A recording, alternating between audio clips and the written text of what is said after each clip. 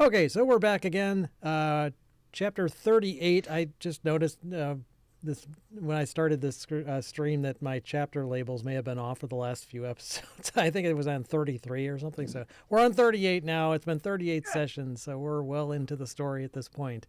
Last time you guys had been still at the Eye of the All-Father, way up north. With Harshnag, and after a harrowing battle with a Remoraz and quite a bit of head scratching, you guys finally figured out a way to activate the archway to get into to actually see the Oracle. So yeah, once you figured that out, you passed through it, and you guys found yourselves in a hexagonal chamber with 6 giant statues and the frozen remains of an actual cloud giant that looked like it had been there for quite a while. You checked out the body, and when you approached it, a ghostly spirit rose from it and actually possessed Groot. But luckily, it didn't seem to have any hostile intent. It just talked through Groot and said that its former form as a giant was named Erasmus, and his father had killed him after getting less than happy news from the Oracle, apparently. So... but he was otherwise friendly in terms of a spirit, and he kind of showed you how to contact the Oracle and that it could be asked 6 questions, and he also kind of hinted that you guys shouldn't just hang out forever because the portal was going to close in an hour, and that the only way you can open it is from the other side. So good thing he was there to tell you that, so you guys didn't really waste any time, and after a bit of discussion, you came up with 6 questions, which you asked the Oracle. The Oracle answered, and then Harshnag provided a bit of context or clarification on. So quickly running through the questions, just so you guys are back up to speed, and Tim, who was absent last time, can be fully appraised of what's going on. So the first question is, how did the ordning break? And the Oracle said that Anam, the All-Father, basically the god of all giants, broke the ordning to rouse his children from their complacency. And Harshnag was like, okay, well, the All-Father broke the ordning. It's his will. I'm not sure that's something we can fix, so I'll just step back and let you guys ask all the other questions. The second question was, how can we end the conflict between the giant races? And the answer to that was that you guys were supposed to find a magic conch of, a conch or more than one. These conches apparently were given by the stone giant King Hecaton to all the giant lords, and they could use it to transport themselves to the hidden court of the storm giant King Hecaton himself, which was named Maelstrom. Maelstrom itself, the location of it is unknown. Nobody knows where it is, and the only way in would be to use one of these conches that are apparently presently in the ownership of the various storm giant lords of each caste of giant. And once you're there, then you're supposed to root out the evil in King Hecaton's court. King Hecaton himself is missing. That much Harshnag knows, but why he was missing, he didn't know, or what happened to him. So that was actually your follow-up question to that is, can you tell us the location of the Stone King Hecaton? And the answer, the answer to that was unknown. That you're not sure on. You have a pretty good feeling that you didn't ask the question inappropriately, or that the Oracle was being too literal. It just seemed like unusually the Oracle didn't know the answer to that question.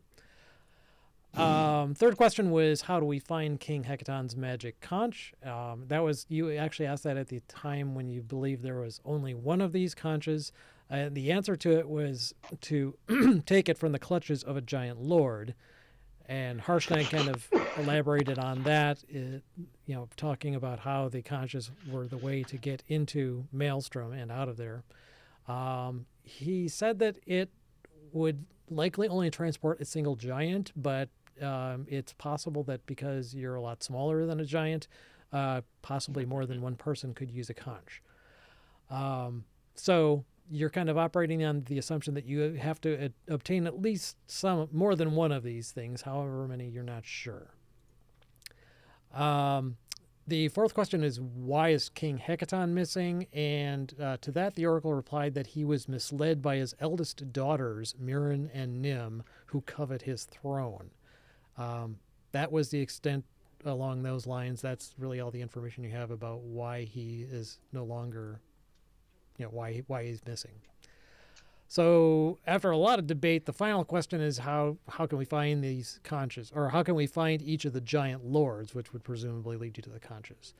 And at that, the oracle said that you had to basically prove yourself, and essentially the barbarian tribes that live in the north, apparently they stole a bunch of giant relics and buried them in the ground, and built altars to their god king. And anyway, apparently you're supposed to retrieve these giant artifacts, and for each one that you retrieve, you can place it in the circle in the oracle's chamber, and then one of the giant lords would be revealed.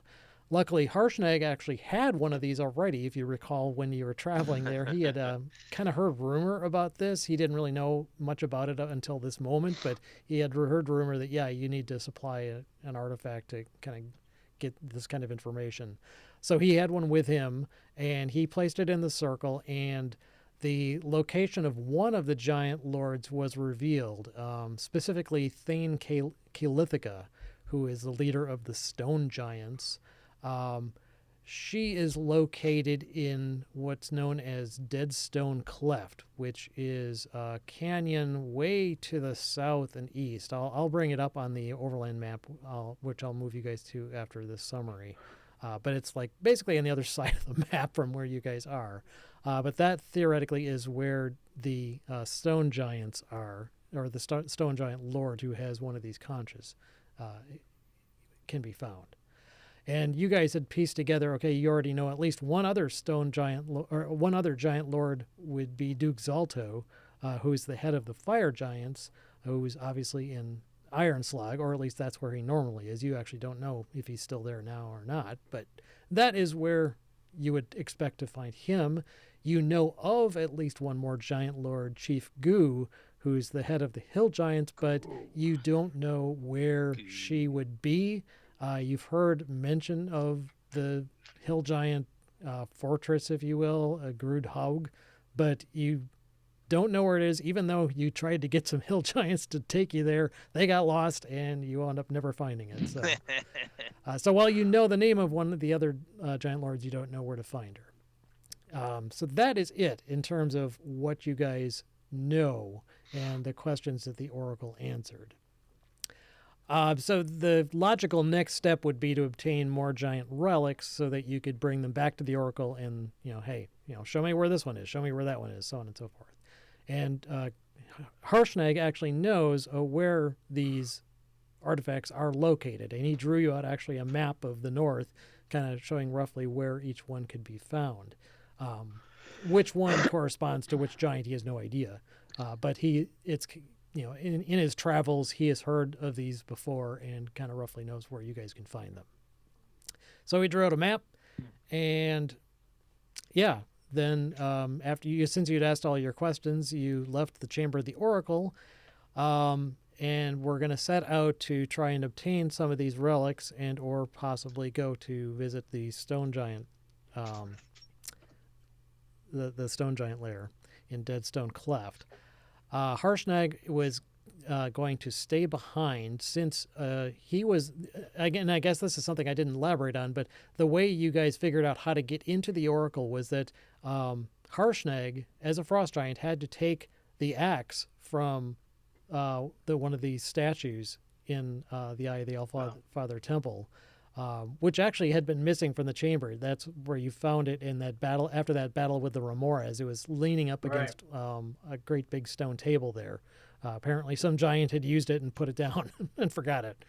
But he had to touch that axe to the door, to the right rune on the door corresponding with the frost giants, and that is what opened the gate to the oracle chamber.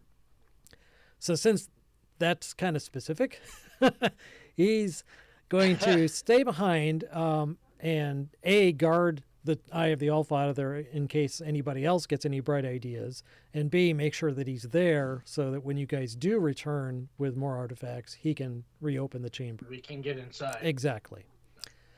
So you guys had kind of made your goodbyes and were heading out of the Eye of the Allfather, and walking out the front doors, you saw a very strange ship. It looked like a boat or ship with ski runners suspended 50 feet in the air underneath a big red balloon. And that's where we left things. So, I think first off, what I'll do is I'll move you guys over to the map of the north so you can kind of get an idea of where you are. How many red balloons are there? 99. 99. Love balloons. So you guys are up way up the north of the map, the Eye of the Allfather right around here. The Stone Giant Lair, Deadstone Cleft, is way in the lower right-hand corner by the Grey Peak Mountains. Not fully in the lower right, but to the between the high forest and the Onorok Desert, kind of to the south. It's quite a ways away. I didn't. Yeah, let's go there. Distance here, but it's about 550 miles away. So it's a bit. I have Goodberry. We can make it. And then Harshnag's map, I believe, should be visible to you guys. Confirm with me if you guys can. I'm trying to see what was it called here. The handouts. Handouts. Let's see. I only have two things. It's actually no. It's in player handouts towards the bottom. It's marked as being shown to you guys. Yeah, there we go. Harshnag's map. Yep. I can pull it up. Where is it? Oh, there. Player handouts. I was in the wrong handouts. It's tiny though. Yeah, it didn't scale very well. I don't know why they did it this way, but basically the closest location to where you guys are would be the Great Worm Cavern, which would be somewhere over here-ish, you think? Okay. Off we go. And you had kind of thought, okay, maybe it would be an idea to, travel to the Stone Giant Deadstone Cleft, and then like maybe pick up other artifacts along the way, although there aren't a lot kind of directly en route. But this one being so close just seemed like an obvious first stop for you guys. So, but before anything else, you guys stepped out outside of the Eye of the Allfather, and right in the front area of the temple. I haven't positioned you guys where you would be, but basically it's just kind of hovering right around that area, like 50 feet above.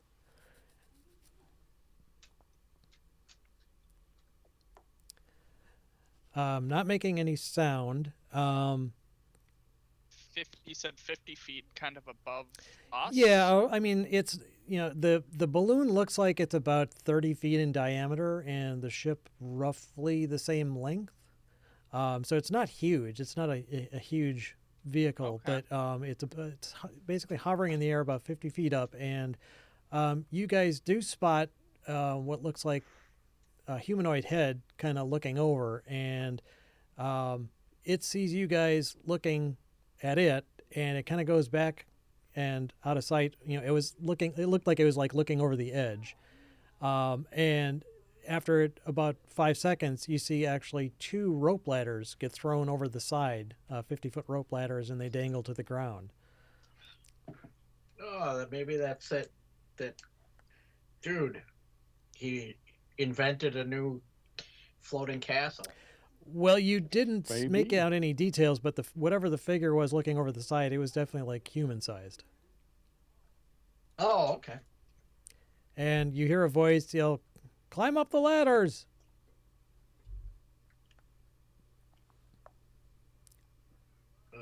Who are you? I'll climb up. I'm adventurous. Do you shut that out?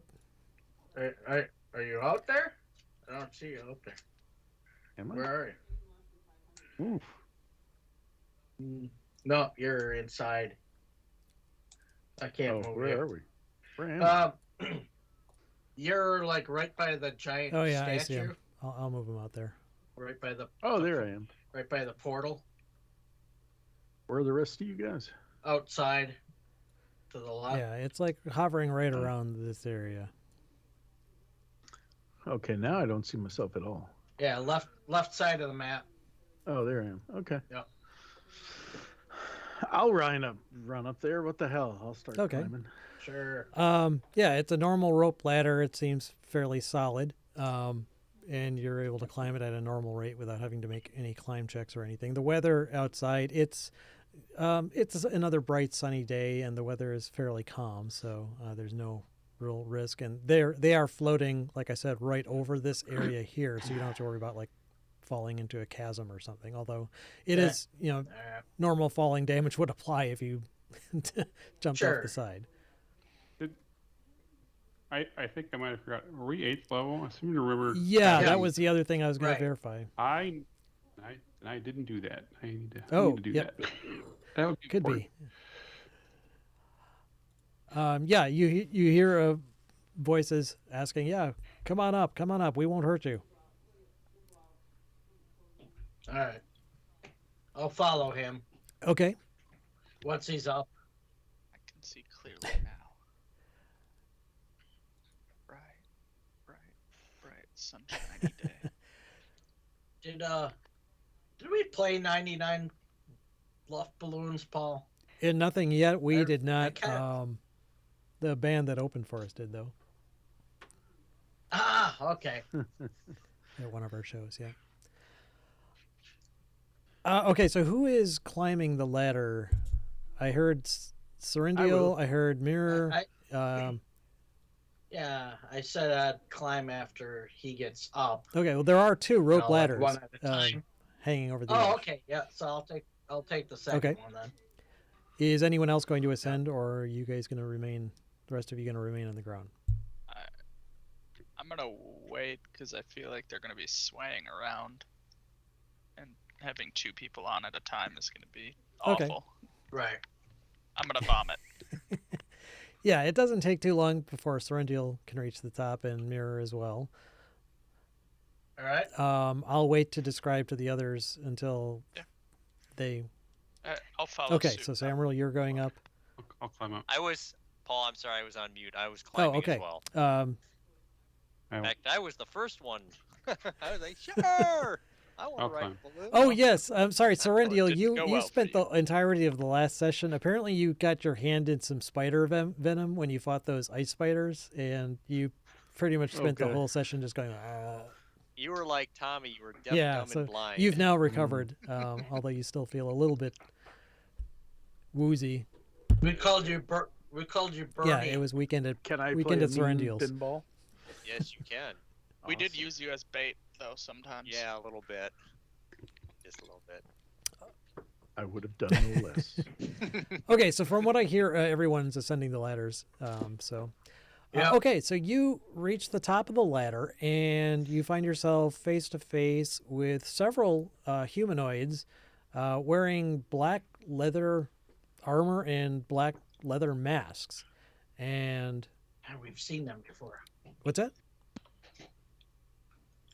Haven't we seen them before? They're humanoid. Are they humanoid like average height, or are they smaller than like dwarf No, size? they probably are about the size you'd expect a human or a half elf or an elf to be. So, between 5 and 6 feet. You can't really tell the ethnicity of, where they're from because, like I said, they're actually all wearing these leather masks. But they carry scimitars at their side, but they're not drawn. And as you climb up to the side, they kind of bow down like just not bow their heads in like a greeting, and one of them steps forward, and from her voice sounds like she's female, and greets you, saying the following: "Greetings. We come to you on behalf of Klauth, the great dragon of the north. Klauth offers you this vessel and our services as a gift, so that you may cross his vast dominion while avoiding the many perils of the land below. War against the giants is inevitable, but the great dragon commands you to forge ahead and face your destiny. The ordning of the giants is broken, and they are not united. Slay their leaders, and you may yet prevail. If you succeed in quelling the giant threat, Klauth bids you welcome to his hidden vale so that he can reward your bravery." And that has actually Howdy. the cadence as if it had been rehearsed. Uh-huh. I say, howdy. You did Well, good. I do a little bow and said, we thank you for this welcome in these words from the great dragon, and we appreciate his assistance in our quest. If you guys want to do like a general smart guy check in terms of seeing if you recognize the name. Yeah. Mm-hmm. Is that perception or intelligence? Probably. History. Neil's like, These- Klauth? Isn't that a detergent? I have a +4 intelligence. Wow. He's Do still these he's still don't know. picking Wow. his nose. Do I these just- I don't know people who the person look- is. look different than that one group that we saw when we were flying Wow. with that Holy giant? crap. You've never seen these people dressed in this garb before. What are we rolling here? Wow. Intelligence. Someone with high intelligence, please, for the love of God. Samuel, your history is a straight up intelligence. Oh, Yeah, well, it's not straight Uh, up intelligence. I but have shit for intelligence. So it's let's- low Wow. enough that I don't care. Well, you Yeah, rolled the okay. best. Yeah, I got a +0. Yeah, so I would say Samuel and Groot, you vaguely recognize the name Klauth, but it's kind of like almost more in the context of like not quite a slur, but like an expression or an idiom saying, generally indicate like an idiom that things are going bad. That he's gone Klauth, that sort of a thing. Mirror, that Klauth, based on your previous studies, is probably the most powerful and biggest ancient red dragon in the north. Wow. Okay. Holy Yeah, shitballs. he's got a long history of generally he's it's kind of interesting because his whole thing is that he doesn't like necessarily go out of his way to terrorize the general population. Sure. And his real big thing is really rivalry with other dragons more than anything. He's definitely been known to engage in battles with other dragons, and so far none of the humans, or I should say the other groups of what is the word I'm looking for? The peoples of the north. Every once in a while, like if there's some kind of great threat that's been deduced, oftentimes they'll form like a party to actually seek such powers out and eliminate them in a formal like hunt. And they gather a whole bunch of like really powerful people together, and they'll go out and hey, we got to get rid of this. And Klauth has never really warranted that because he more or less kind of keeps to himself, except for people that seek him out or cause him trouble directly. Right. But he definitely has a reputation for you do not want to cross him.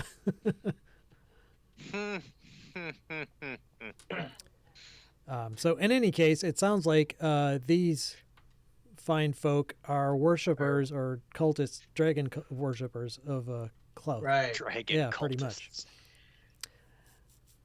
And Can The woman who was Can we- speaking, she introduces herself as Delphine. Here, I'm actually going to move you guys onto the ship itself. I like this plan. What can go wrong? can we meet this dragon? Only if we succeed. Yes, Delphine Okay. says yes. Klauth has said that while he would welcome you to visit him once your objective has been completed, he does not expect you to visit him before Right. then. True. Okay. Put another way, you probably wouldn't. The encounter probably would not go well. Right. Come here, I'll take you on. She introduces the other three cultists who are on the ship on this level this deck of the ship anyway. She's Delphine. This is oh God, pronouncing these is going to be fun. This is Nizroth. This is Brassic, and this is Laz. And he says below Yo, Randy, Morte, how's it going, man? below decks there's Wait. Oriascus, Tralt, Perella, and Zalthia. And they make up the crew of this ship, which she again reiterates, this is your ship now. Klauth has given it to you to do with as you see fit and provided us as a means to steer and defend it for you. Cool. So I asked, very respectfully ask, so how did the great Klauth come to know of our party and our quest? She says, Klauth, that he makes it his business to know things. And Mirror, that lines up with another thing that you know about him is that he definitely studies lots of things from afar. He's definitely an avid scryer. He'll spend lots of time scrying, not just on the movements of the powerful, but if and factoring them very intelligently into his plans and calculations. Like if he sees a bunch of people amassing weapons in a cart headed towards a specific municipality, he will scry that area for people amassing armor in that area to then see, okay, who are they attacking and why. But he Okay. that's one of the things he's known for is keeping tabs on a lot of things going on. And obviously the giant issue, the giant problem, is something that obviously everyone has been made aware of. And you guys have probably caused enough attention Yeah. to be drawn to yourself that it's not a great leap to be surprised that he would have noticed you. Sure. Got it. Okay. All right. I asked, so you guys are part of a cult, eh? Indeed, we are. Aren't you? You guys have a You're lot not going of to make sex. us drink anything, are you? Drink the Kool-Aid. No, our job is definitely. Baldry slowly goes over to Serendial and whacks him on the back of the head. No, we are here to guide the craft to wherever you wish us to take it. Cool. That is most fortuitous. We are moving to an area called the Great Worm Cavern. Oh, the Great Worm Cavern. I've heard rumors of it, but I don't know of its precise location. Isn't that one of the Uchthardt barbarian tribe shrines? That is our understanding as well. Well, if that's something you wanted to do immediately, we could get underway, and while we're en route, I could take you on a tour of the ship. Sure. Splendid. Uh, I do my best Captain Morgan pose first, and then Morgan. think, let's Arr! find out what this ship looks like. Where's me iPad? Okay, so she explains that essentially they basically just need about two people really to crew the ship, one to steer it, and then another to work the Keep the flame going. So she directs. Well, she calls out to one of the to Laz and directs him to actually have it go. First of all, the direction. She needs to know approximately what direction, and you guys kind of have a rough direction of which way you want to go, which is vaguely east southeast. And the Laz goes down below. You hear him monkeying around with a few things, and this right in the center of the deck of the upper deck, there's this great big furnace, and you can see this huge amount of flame that's inside of this thing, and it suddenly goes whoosh inside, and you can see like this flame being funneled and channeled up through this long pipe up into the balloon above you. And at the same time, at the rear of the ship, you start hearing this noise that sounds basically like a propeller that start turning. And Cool. at the same time, the ship kind of cants about, slowly rotates, and then starts moving forward in that direction. And it takes a bit to get up to speed, but this thing moves at about 8 miles an hour. What's a horse move at? A horse would be, well, basically, a horse at a gallop can go faster than that. Not overland, or not like this. Right. Yeah. This is As the crow flies. You have a Or crew to dragon, man it. for You that you matter. basically Yep. don't have to stop and rest. You basically go straight through. Right. You Cool. estimate, well, based on Harshnag's rough map, you figure you have between 5 and 6 hours, and you'll be where you want to be. There. Oh, You nice. figure it would take you quite a bit longer, like probably a day's worth of travel to get to that same location overland, especially if it's in the mountains like it is. Sure. Nice. So yeah, while that's going We on, Delphine takes you on a tour of the ship. First, she describes the. Let's see. Let me just find it here. So the furnace again. It's a 10 feet tall cylindrical bronze furnace. She explains that basically is what provides hot air to the balloon. The balloon, by the way, is, I think I briefly described it before, but it's 30 feet in diameter or so. It's red, but now that you're a little bit closer, it looks like it's actually made of dragon scales. And she says that atop the balloon, and you can see these crisscrossing ropes all around and kind of encasing this balloon. You'd have to climb these ropes, but there is actually a crow's nest atop the balloon, and normally one of the crew actually does go up there and can scout things out from there. But that's usually only. Let's send Valerie up. What was that? Yeah, Yeah. no, let's not.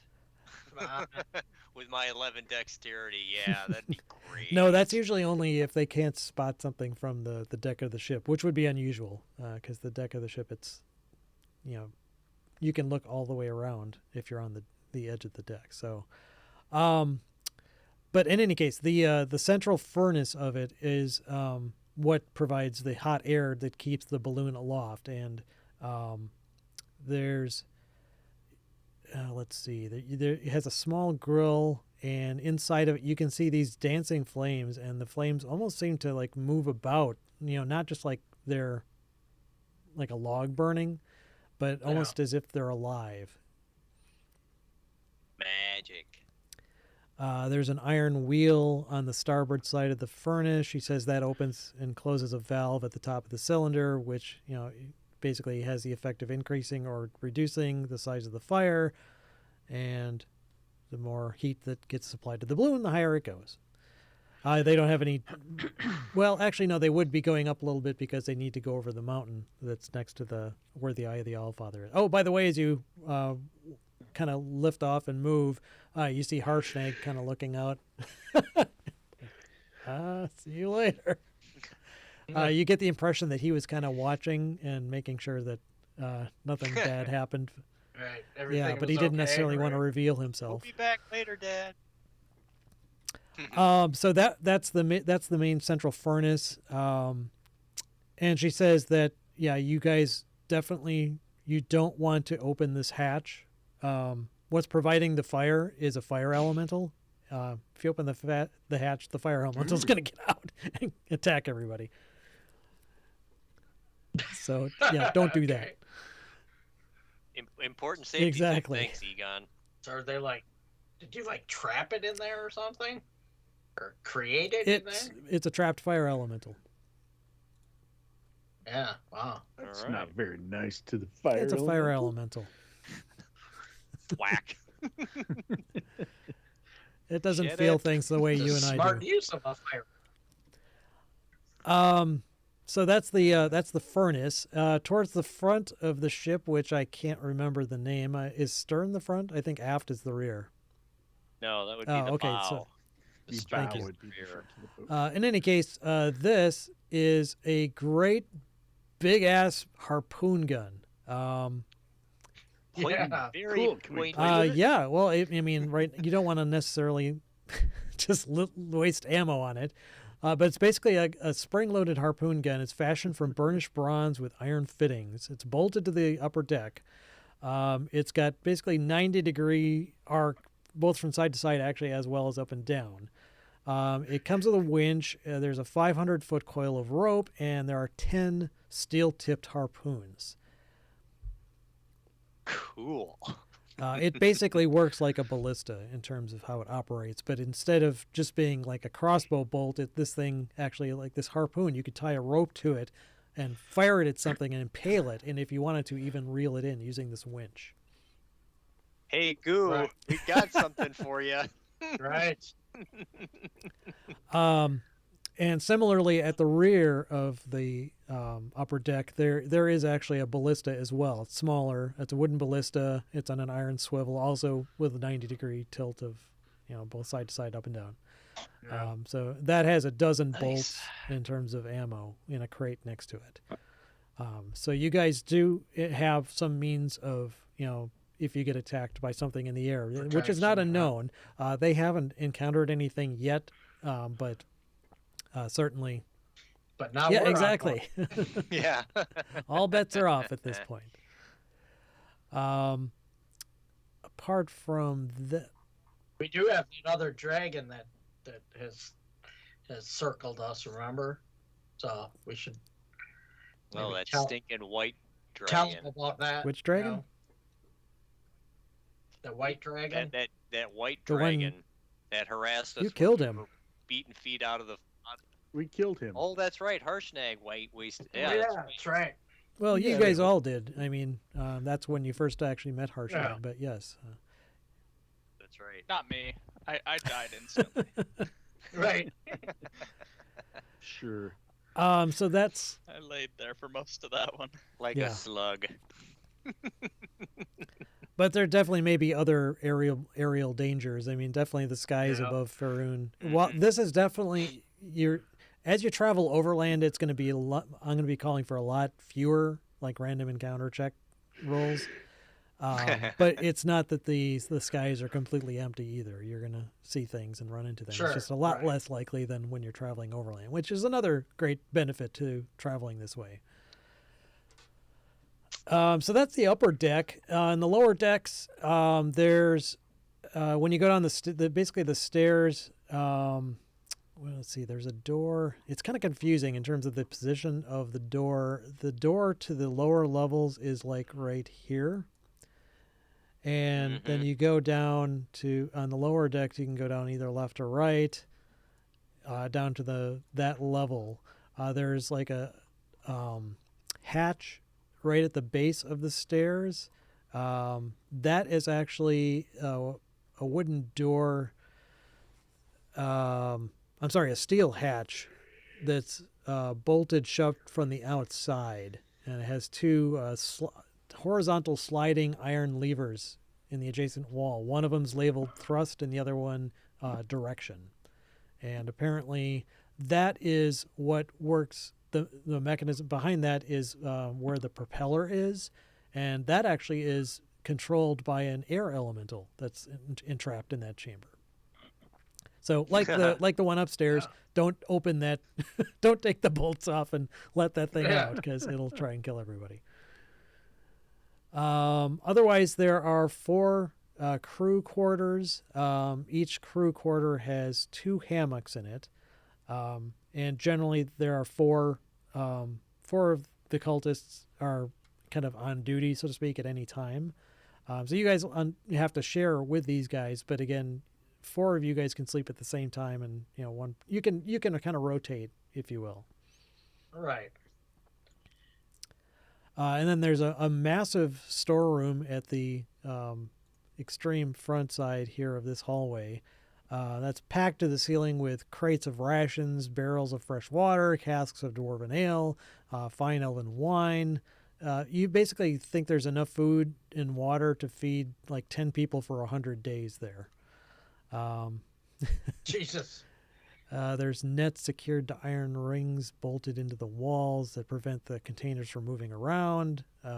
Not that this thing's moving or jolting that much, but you do interestingly notice there's a lot of different names and emblems on a lot of these crates, which leads you to believe that perhaps these are not all from the same supply.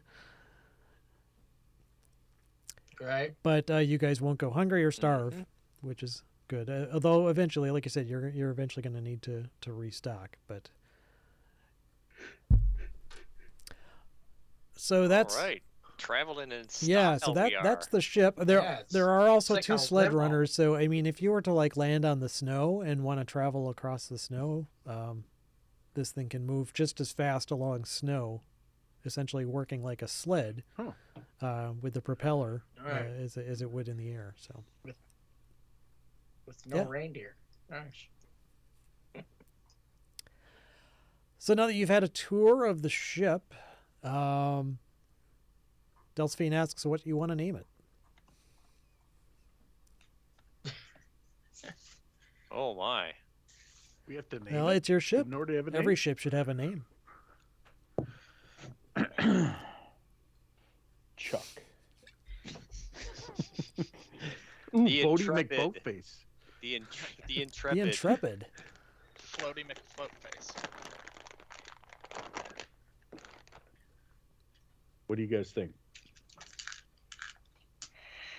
Don't crash. Crash. Inspiring. What's that up there? I like the Intrepid. Ooh, How we about could name it Hindenburg? after that movie on Netflix. Don't Look Up. Yeah, but the ending of that one didn't didn't want. It was a stupid fucking movie, but hey, don't look up. There's a balloon up there. I haven't seen it. It's not good. I vote for Intrepid. I'm gonna go get a beverage. Since you have the only serious name, I will go with Intrepid. Sure. Oh man. Although Chuck is a fine name. The, I the Enterprise. I think Chuck is good. I like Chuck. Chuck. The Chuck. I like Chuck. We have 3 votes for Chuck, 1 for Just Intrepid. Chuck. Not the Chuck. Chuck? Just Chuck. I'm fine with Intrepid. It's We up could go with Chuck. Chuck. Just Chuck. What's up, Chuck. Chuck? I Chuck. like it. Whenever we want to go into the air, we just yell up Chuck. Up, Chuck. I like it. I like it. I'm sold. I vote for Chuck. Chuck. Chuck Chuck. it is. It's official. Don't look up, Chuck. Let's get the champagne. Oops. We have thereby named thee Chuck. Now we got to break a bottle over the front. Yes, Right. exactly. Oh, why am I not doing this here? There we go. Okay, cool. So yeah, now that you've gotten a tour, you've named it Chuck. At the earliest opportunity, they will. Well, if you guys want, they can paint the name on the side if you want, or on the balloon. The balloon will take considerably more effort, and they would definitely prefer to do that. Wait. While the balloon is not aloft. Let's We would keep like you it. to do it on the balloon Yeah. while flying. Let's keep it Suicide is not in kind our of contract. anonymous. And you cannot deviate outside the lines by more than 1 pixel. So anyway, yeah, you guys are flying along. Generally, they will, because depending on the distance being traveled. I mean, obviously, if you're going to go a farther distance, it's going to make more sense for them to go higher up. Right now, you're not 100% sure of the location of your destination, so you're kind of staying lower to the ground. Just enough to like clear basically all the mountains, because this is definitely still mountainous terrain. There are lots of peaks and valleys, and rather than just constantly going up and down, they're kind of keeping Chuck, if you will, a certain point above the highest peaks. After about 5 or so hours, you don't see any other creatures in the air on this trip. It's too short. You kind of draw near to what looks to be kind of a valley, if you will, between two of these not icebergs, but large snow-covered mountainous areas. And you do spot, you're not so high that you can't miss, certain trails left by, you can tell, okay, Sure. it looks like there's been foot traffic in this area from more than one creature. So you kind of triangulate these. After another hour or so of circling back and forth, you do kind of see them converge into one specific, kind of canyon, if you will. It's not really a canyon so much as it's just kind of at the foot of a rather steep mountainous incline. And you think that you may have located where this thing is just based on the foot traffic in and out of this particular area. And from here, it's kind of up to you guys how you want to do this. There is enough room to probably land the ship in the canyon if you want.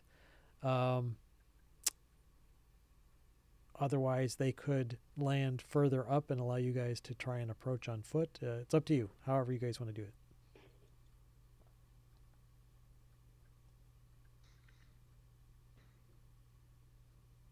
I think we should try to be somewhat discreet. Mhm. Land, further away A little and farther away and kind of stealthily get right. in. Sounds All good right. to me. I like that approach. Okay. So yeah, Delphine asks you guys if you have a means of communication with them when you're away from the ship. Does anybody have sending? I thought Groot did. Did he drop off? Because I don't see him on Oh, my. he's probably getting Yeah, a he beverage probably too. is getting some refreshment. Since Oh, he's okay. all druidy, I would think that he's got something. Yeah. Yeah, I would think Paul might have it. You missed We Are the Chuck. We went with Chuck, sorry. Who went with Chuck? What? The Chuck. 'Cause- Because we could say up Chuck. exactly. That's that. That was too much to pass up. Yeah, went with we're up we're Chuck. all like grade school mentality course. here. So Baldur just goes over and sulks in the bow of the ship by himself. I can quickly look at Children Groot's. that I'm Let's see. I don't know children. actually if Yeah. that's a spell or just another ability, like a druidic ability. Because I mean, sending is like an arcane spell, isn't it?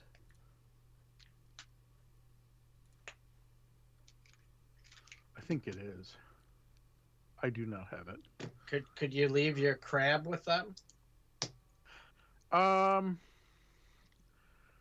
Let me see. I think there's a range though. Yeah, that's the what only I thought problem. too. Yeah. Yeah, 100 feet. I can only communicate 100 feet away. Okay. That's out of that. That don't It's work. a good idea, just it won't work. Yeah. Right.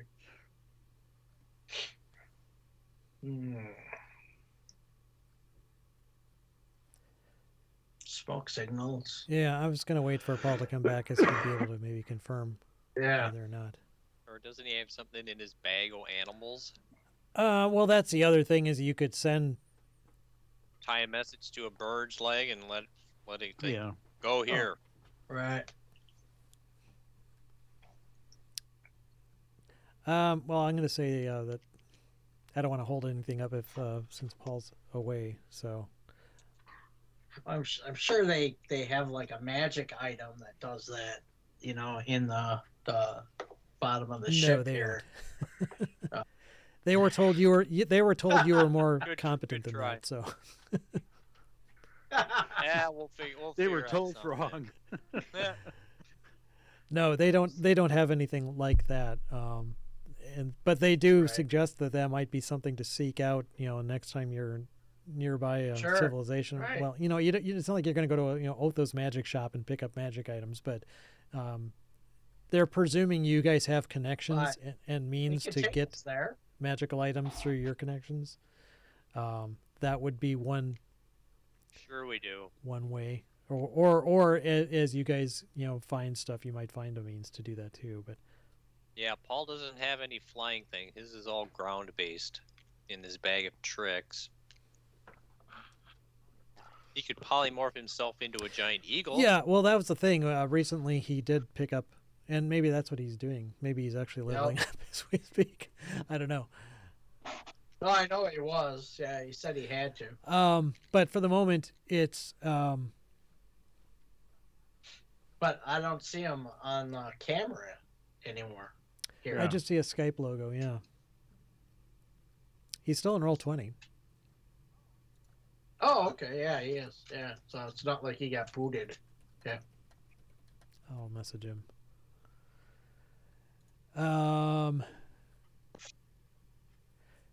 Yeah, I don't want to actually proceed any further till he's there. Not just for this Right. reason, but I guess the other thing that Delphine says that probably wouldn't hurt, and she asks if you guys have already access to like a fly spell or a feather fall spell.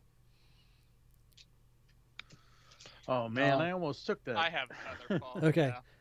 but I didn't. Because once they start getting overland, I mean, they're going to be like hundreds of feet up in the air. Right. Which would Well, kill yeah, us, I mean right. the ship itself is relatively sturdy. I mean it's made of wood. It can take some damage, but it takes a bit to take it down. The balloon is less so. Yeah.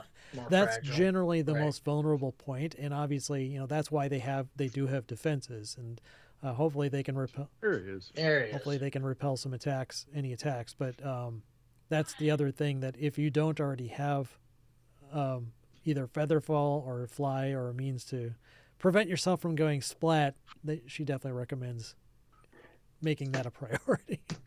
And are you able to cast that on multiple people, Kyle?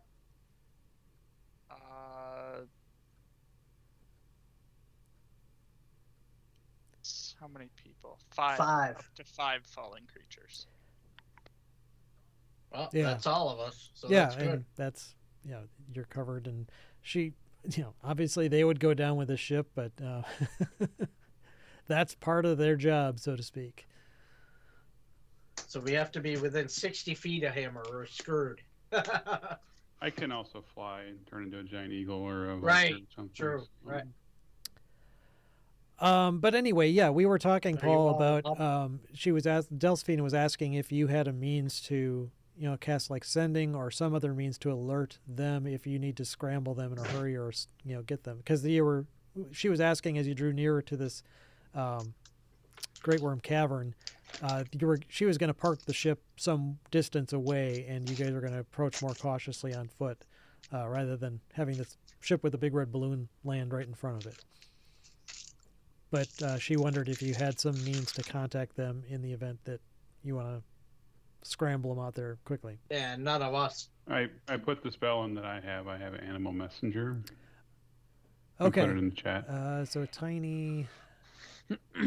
So it would basically, you'd give it a message, and then it would fly 50 miles per 24 hours. Yeah, so I mean, if it was someplace close by, I would just rule that it would travel Yeah. its normal movement speed. if it was a round to round situation, So, that's how so- it would be handled. If you weren't in combat, then it would just be like, okay, it takes 5 minutes or less to get to them. Yeah, so if they're like a mile away, it wouldn't take that long. You're saying, right? No, not too long. And she doesn't think that it's probably not necessary to park a mile away unless you guys feel for some reason. Well, yeah. She has you know, no idea what to Right. expect here. She hasn't had a lot of experience with the barbarians, so she knows that they're wanderers. She's not even sure though what tribe this particular great worm is associated Right. with. So it's up to you guys how close So- you want them to park this thing. And one of the conches is here, right? That's the theory. No, it's like a hidden artifact or whatever. Oh, an artifact, right? Stolen One of the artifact. artifacts, so we Yeah. can ask more questions. Got it. Okay. So that's something that I didn't write down because we were hemming and hawing about what to give to Tim. Didn't we get some kind of glyphs? I didn't write it down. I'm sorry. Or 2 glyphs that we got. Well, there was right? the ruins. There was an What ice was rune this? and a fire rune. Yeah, so I got the ice one, right? Yeah, and I believe Mirror. Yeah. I remember Dave talking about it. I took the other one, mirror, and I turned my bow into. It does additional.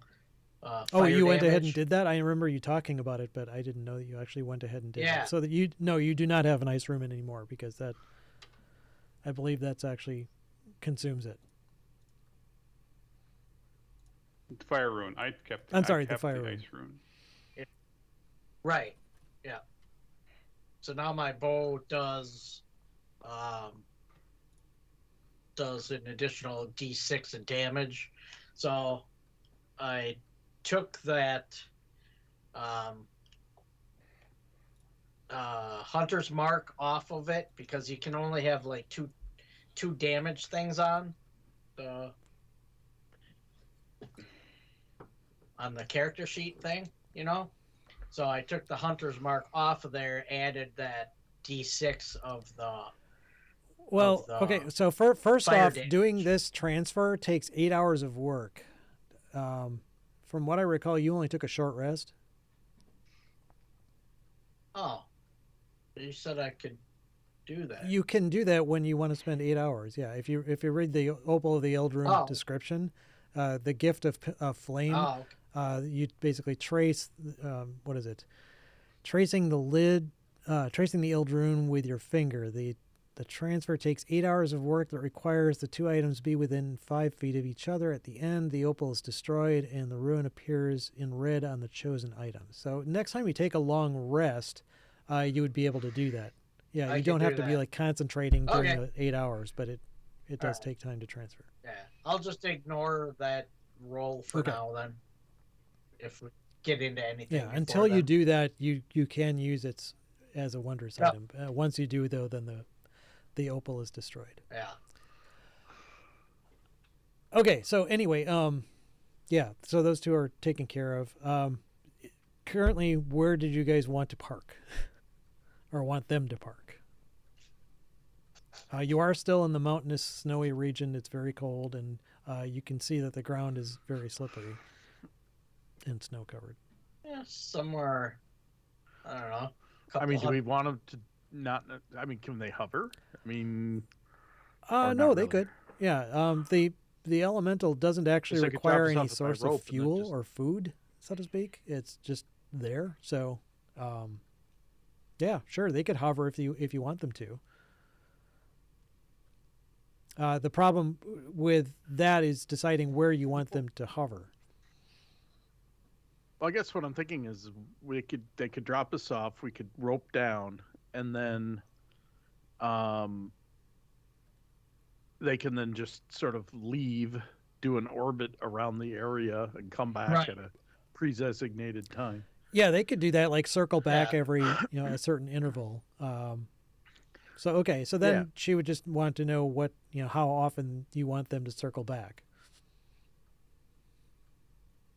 hour. Every 8. Well, I wouldn't even. Do we even need it that often? Every 8 hours? I don't know. How long do our battles usually last? Well, I don't know how long it's going to take us to get there, figure out what's going on, and come back. Every 4 hours? Yeah, that sounds reasonable. Well, that's a pretty wide radius. I mean, I guess if you want them to circle so that in such a distance that they would only come back every 4 hours, that's a pretty wide distance. I Yeah. mean, they could. Well, yeah, like they get out of here so that nobody can see them. Yeah, and I guess that's what I'm driving at. Do you want them to try and keep the craft out of sight, of wherever this Yeah. rough destination Yeah. is that you're heading towards? Okay, so, but still kind of return once every certain intervals. So it's not like they're circling or something. They come over, drop you guys Right. off, fly away, remain hidden for a certain amount of time, or try to remain hidden as much as you Right. can hide a big red balloon in an Arctic white landscape. Right. But then return after like a certain amount of time. So you're saying 4 hours? Yeah. Okay. Roughly. Yep, they can do that. Any other instructions or last requests? What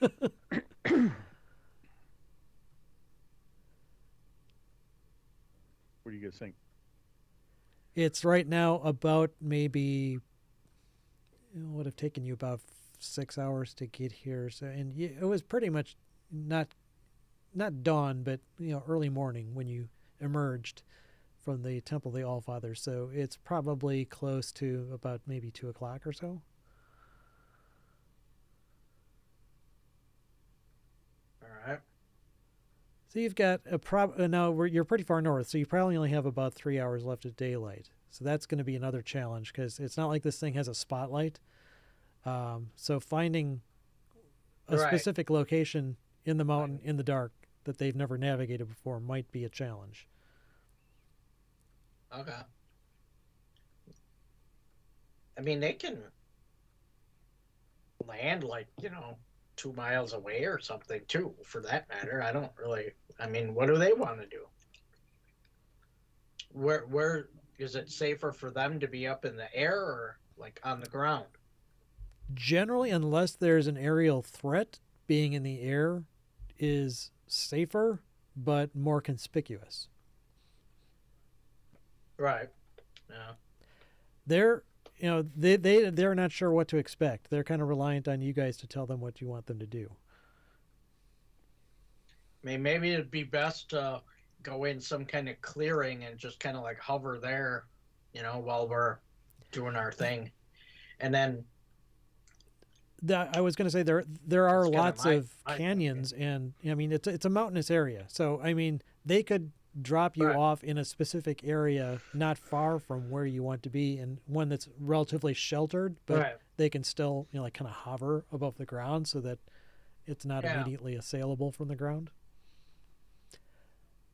Because I like that idea, because then we can send that bird can fly right to a known Yep. location Okay. to communicate. That sound good? Okay. That works. Yeah, then they should have really little trouble finding a spot that's like within basically a mile or so of where you eventually want to be. Yep. You guys kind of pick out some local landmark that you can find it again easily, even if it's like fairly dark out. Yeah. But they will wait there for your return. If they do get a animal messenger, I guess if it could possibly lead them back. If it's a flying animal messenger, it could lead them back to you guys then. Right. Wait, let me double check. Animal messenger. So after it delivers the message, and it replicates this on your voice, blah, blah, blah, blah. Spellman.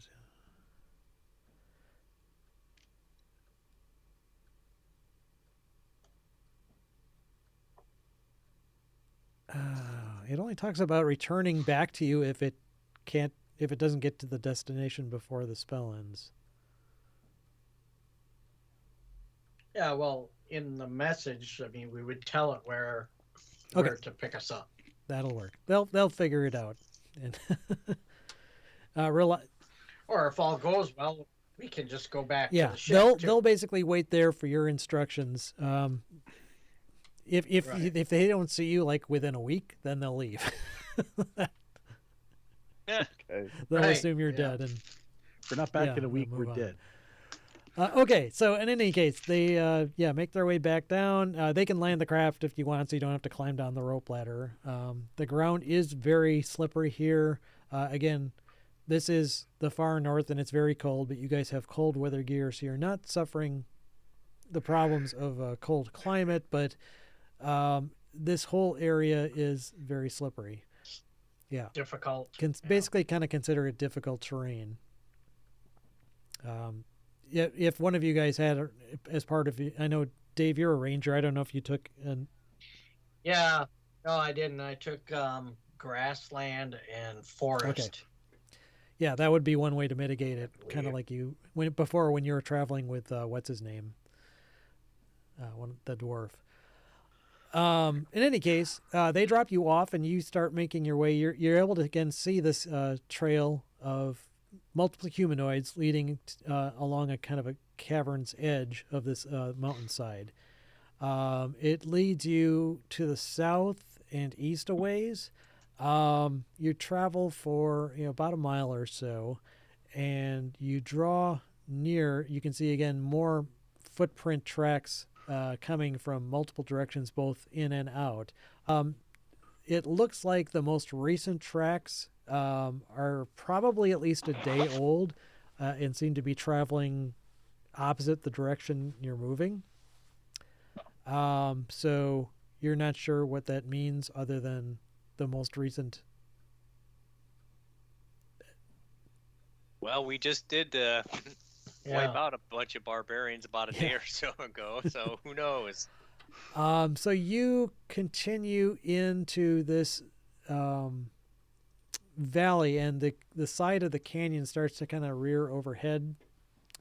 You spot, though, from a distance that there is what looks to be kind of like almost a great ice stair leading up into what looks like a massive cave in the side of the mountain. Probably the entrance is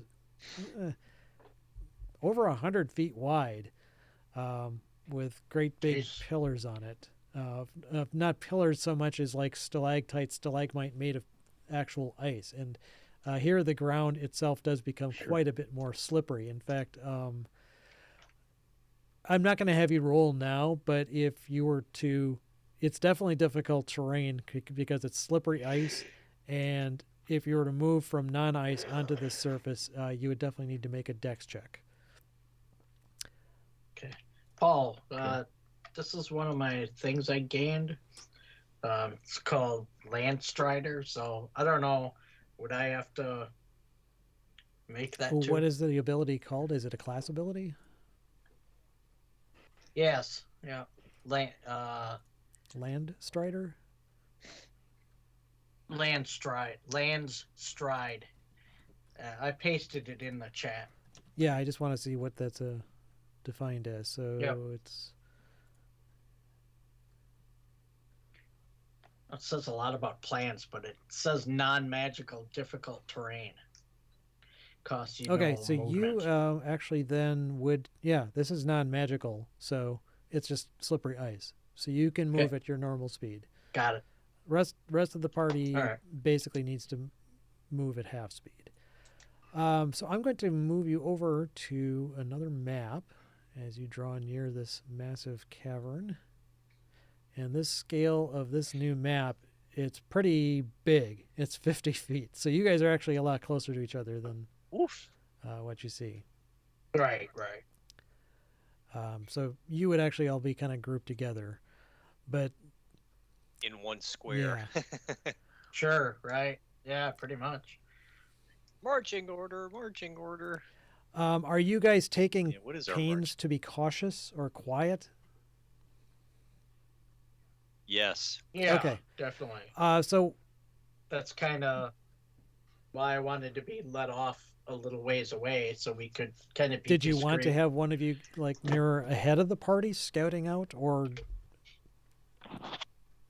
Yeah, I can do that. okay? So in that case, why don't you guys put yourselves back one square, and mirror, you actually remain where you are. Everyone else be kind of positioned behind her. Oh, okay. Yeah. We're going. Well, we're you don't going do this that. I mean, direction? however much Okay, distance you got it. want. Again, these squares are 50 feet, so you Yeah. position yourselves as far back from her as you want to remain. Sure. That looks pretty good, huh? Sure. I guess. Should I go up this way? Or Well, Or we- I'm or are we going up? position which yourselves way are we relative going, to mirror, Paul? all of you. Okay. So Groot, yeah. Well, Groot, your position would indicate that you're coming from the north. So we're Yes, coming from this exactly. direction. So if you want All mirror right. to be ahead, So, yeah, position so yourselves those the two- distance from mirror that you want to be to the scale on this map. Oh, okay.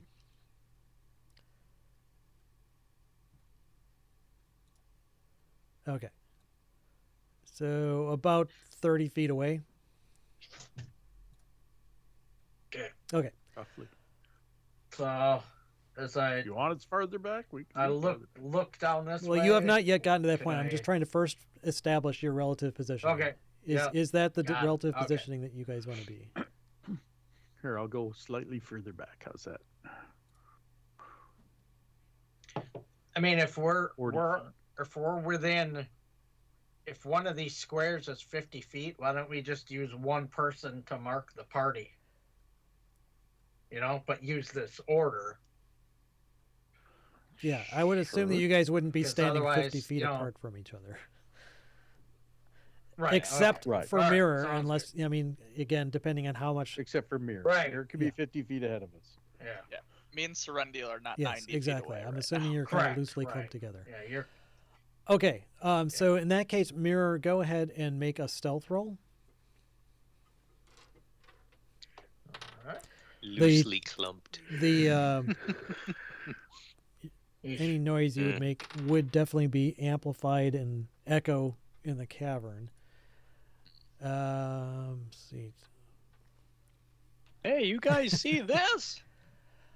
So you mirror round that corner, and you can see, obviously this is a great big entrance, so you're taking care to, because you're not Yeah. sure what you're going to see on around this corner. But you come around the corner, and I'm just going to reveal this whole thing at once because it's not dark. Right. Opposite tool. Reveal areas. Thank you, roll 20. Okay. All of So something. yeah, this is a great big chamber, as you can see.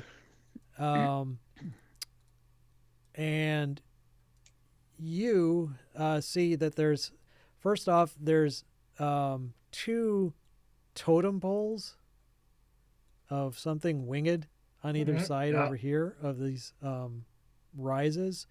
There are caves lining these rises on the lower level, and more kind of indentures and caves on the upper level.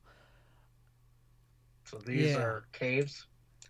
Um, Okay. There's what looks to be a big altar atop a far promontory, and some kind of round circular thing hanging further back that you can see.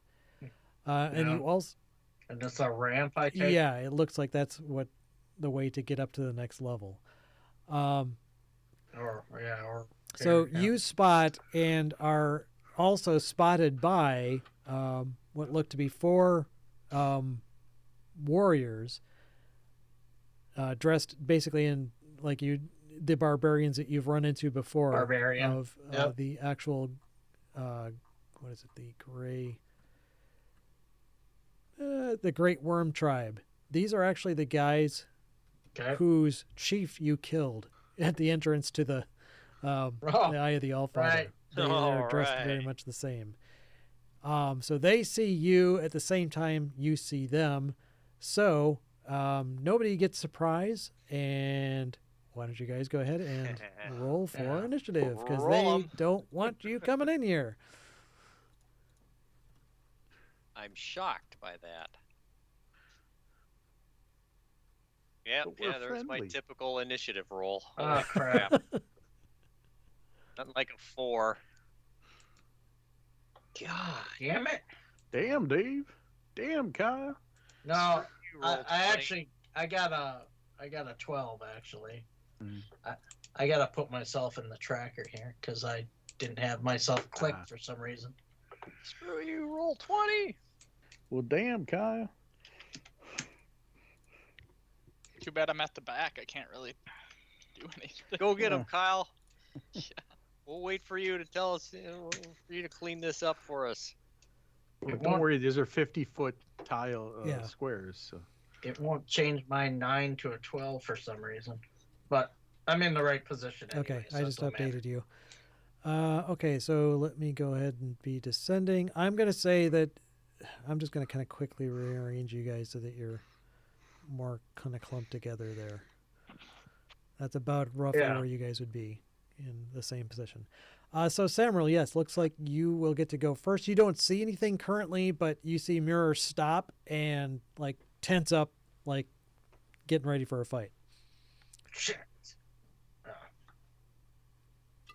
Here, other people up there? I see 4. Right up next to Mirror. There's 4 people. What are they? What is it, I don't Lassie? know. Timmy fell in the well? I could probably see 2 of them now. It's Flipper. Yeah, from your as you kind of round the corner, you do spot these guys atop. You can see that they are basically brandishing spears. They're not close enough Yeah. for Right. you. Well, at least as far as you can tell, they probably wouldn't be able to throw a spear 300 feet to you. But How high up is that? Yeah. let me see. 70 feet high ledges. Oh wow. Okay. Yeah, they're up there a Dang. ways. Okay. It's a good vantage point then. Oh boy, I am gonna make a stupid decision. Go ahead. There are no. Next. There's nothing like a stupid Like- decision. You just moved, so Technically I dashed because I Yeah. went like 50 feet. So Okay. sure, right. All right, So Serendil. you're done. Yeah.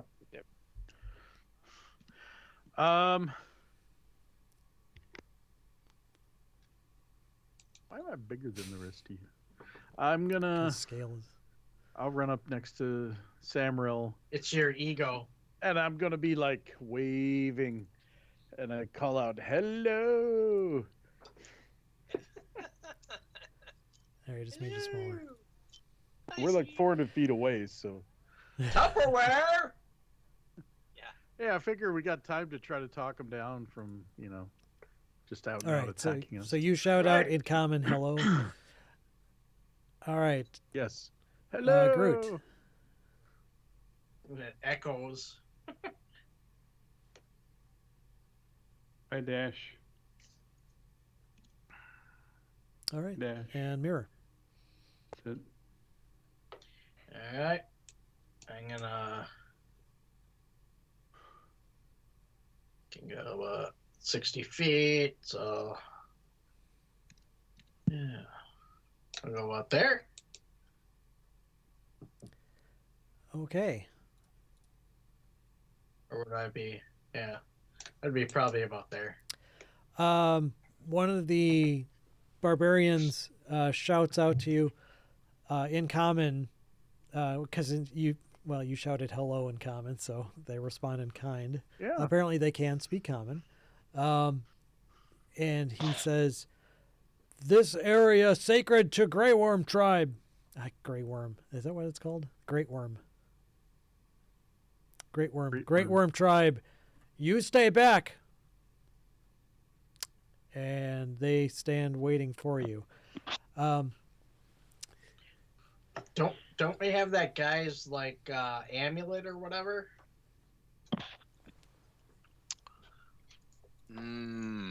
Did anyone take that? Remember? Maybe. It's I Valdry's thought we turn. did, but I could be wrong. Yeah. The other guys are just kind of waiting for you to approach. Yeah, I was looking in party loot. Vol, I'm gonna dash up and that'll get me to Actually, about there. these guys would do a dash slide down land because Sure. Oh. yeah, shunk, shunk. Cool. Mainly because I just noticed that the range of a spear is 60 feet and they're 70 feet up, and it's like that would make no sense Yeah. to have a ranged weapon. Obviously, it would just fall, but still, it's like okay. Right. Anyway, so Valdry, what were you doing? You dashed. Okay. I dashed. Okay, then Dashed that would around be the the other corner, two that went down. Samrel, it is back to you.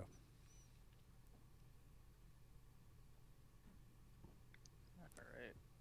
Let me see how close I can get. Good lord. Not at all. I kind of swore somebody we took that. There's my dash. Serendial. Oh yes. Yes, we have the amulet of Wormblood. We can Yeah. Identify. Will Let's- this impress them? I think In our they'll party want to list. kill us even more. Roll very impressed down here. We are. I'm gonna go up there and say, "What? I can't hear you." Okay, Groot. Okay. I can move. Actually, wait. Do we care about these people? We killed their buddies, right? Oh yeah, we Correct. kind of Yeah, we wiped did. out most of their band. But we're like 100+ feet away. So Yes. Isn't longbow like how far does longbow go? Sorry, 150. More than that. Yeah. 150. Oh wait. Yeah. 600 at 300, is it? disadvantage. 600 at and 600 yeah. disadvantage. Okay. Yeah. Yeah, I don't want to shoot disadvantage, so I'm going to move 70 because I can do that. Oh, I don't know. I guess that gets me like right. I don't know, right about there. Sure. All right. Dash. Mirror. Well, if this is correct, I'm at 134 away from that guy. So I am going to unleash my longbow, and I'll use that same D6 as my hunter's mark right away. Which D6? The one that says fire So- will instead be your hunter's mark? Okay. Yep. Yep. So yes, that definitely And hits. ignore the These Colossus guys are just Slayer. wearing hide armor, So 12 so points. that hits, and you kill him. He drops dead to the ground. Jesus. With Yep. a 12? Okay. All right. And I'll target this guy. Oops. Next. And That's what 12? you need to hit hide armor. okay, so 8 plus 5. That kills him. He drops dead to the ground with an arrow sticking All through right. his throat. I'm done. Okay. Well, let's see. He was one of the guys to go next. The next guy yells something in a language you don't understand, and you hear commotion Yeah. coming from some of the caves further Sure. back. You hear mainly kind of like screams and yells. Most of them sound like women and children. This guy just basically Okay. dashes forward. His moving rate, I think, is 30. It's interesting. He doesn't seem to suffer from the disadvantage, or not disadvantage, the Okay. difficult terrain. Sure, So okay. he's able to dash 60 feet, which gets him to about there. And he's got a spear out. Yeah, okay. That's his move. Baldry. Let's see. I think my longest ranged attack is only 120.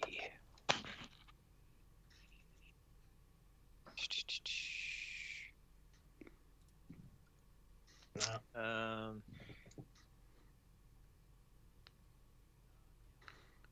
Yeah, I will dash.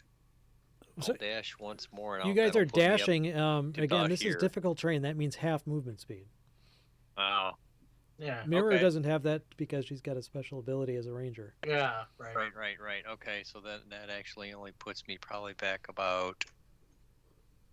So. About halfway. Yeah. About where I am.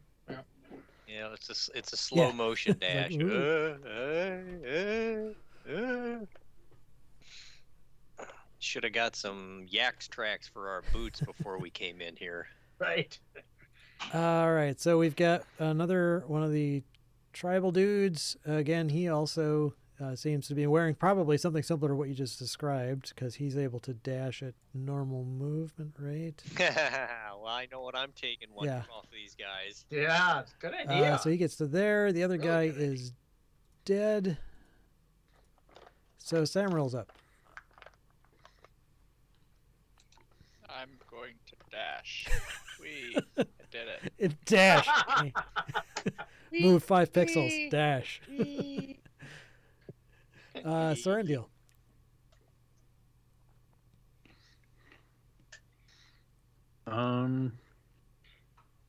Just give us what we want, damn it. I swear Mirror's gonna kill you all. You don't give us what Yeah. what we want. She's I- pissed I- off I now. re- I- We can't even control I move her. forward and I basically say, "Sorry about your friends." Are you seriously attempting a persuasion type of thing or diplomacy? Okay. No. All right. No. We killed your leader. Oh my God. Okay. That's just movement then, Serendil? Okay. That's it. I move forward. Groot. Yeah, I've been moving too far, so I think I'll just stand there because I've always already been moving too far. So I'm So good. your body catches up with your Okay. psyche. All right. Yeah. Then I don't know. They're like dropping so fast. They're not a danger. And I hear Yes. women and kids. They say, "You do know that we might be killing somebody's dad, right?" And that's it. That's all I say. okay, mirror is up. Okay, I will move forward. And, they can. Let's see, yeah. Because I can move to here. Because that's 60 feet, roughly. All right. So you're going to dash to there. Yep, I'm going to dash to there. I still have my, bow pointed to this guy, right? But I'm gonna say to this guy in common that, I will stop killing if you give us what we want. Okay. The next guy to go is the far guy, the one you're pointing your bow at. He yells in rage, leaps over the body of his fallen companion, and continues to dash towards you with his spear. All right. All right. He won't quite get to you, Okay. it looks like. He'll get to about maybe 30 feet away from you or so. Yeah, but close enough to throw a spear if you want No, he had to move six. That was 60 feet of movement. That was a dash for him, so he has no action left. Oh, okay. Veldry. Yeah, yeah, I'll do my tiny little boop. I'm done. Phew, and I didn't fall on and bust my ass.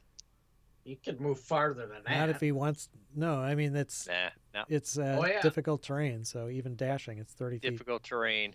Yeah. Sliding, more like a baby giraffe on ice. I mean, you move like 10 feet. So the one you just talked to, Mirror, he Mm-hmm. moves within 30 feet, and he does throw a spear at you. Sure. Let's All right. see. Oh God, yeah, you easily duck under the spear. Nice. It Oh, flies cool. right over your head. Yeah. He has another one strapped over his back, but he'll pull it out as a flourish, so he's not unarmed. But he only gets one attack, and that's his turn. Yep. Samril, you're up. Hey, I tried diplomacy. What can I say? Oh boy, we get to do. Boop. All right, next. Serenial. All right, I will click my boots together, which will. Surprised no others have come out of the caves. Well, Double like my I said, walking we've speed. thinned their ranks a bit over the past few days. Yeah, true.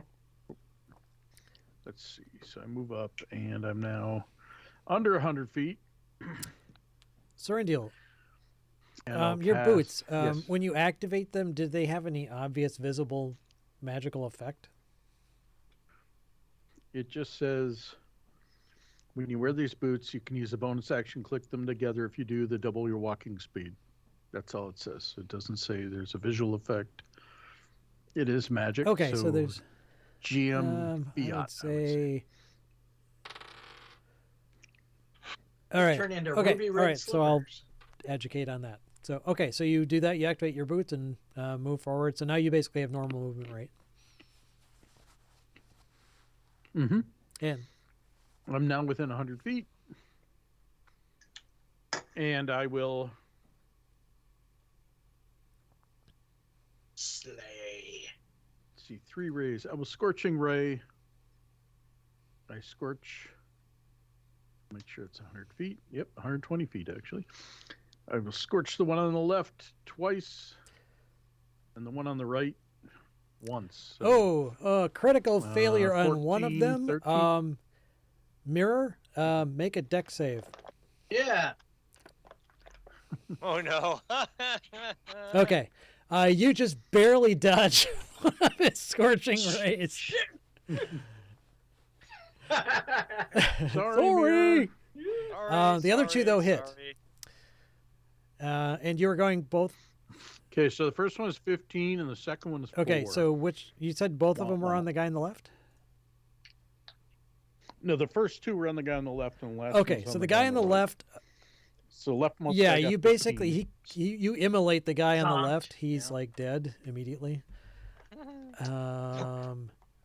And the guy on the right, you said takes 4. He is actually still up, but pretty badly burnt. Yep. I'll finish him.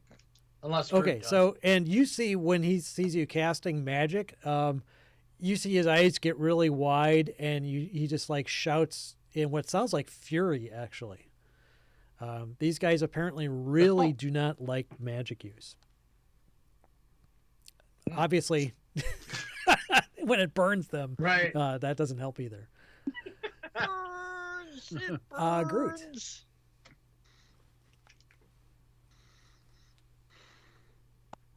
I move forward 30 feet. Ring. I don't know. Is that about right? I have no idea. And then I'm going to go ahead and reach into my sack and Of pull course you something are. out.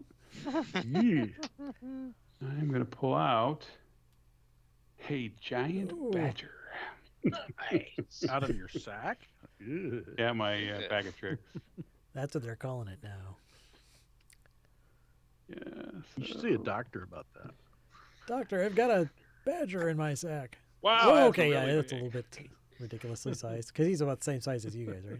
I think a giant badger that's Yeah, medium so size. About that, we'll make him that big. and I pulled it out near me, and then it'll move. Charge, and it'll. I can see its claws scrapping on the ice. Actually, have it make a dex save because it just suddenly appeared on this slippery ice. So there is Right, actually yeah. a mechanic for when you first enter. Okay, so it doesn't slip over and fall prone on its back, Oh, so nice. it's able to move normally. Well, it's able to move under normal difficult terrain. Okay, so I can dash at 60, so 30. So no, it's difficult. So that's it. I'm Okay. good. Yeah. I'm good. It's Yeah. very confusing. Difficult terrain. Mirrors up. All right. Saying that guy didn't accept my offer, and he has been injured, so I'm gonna leave that Colossal Slayer going. 15, 18 points of damage. Yeah, he had 7. He is dead.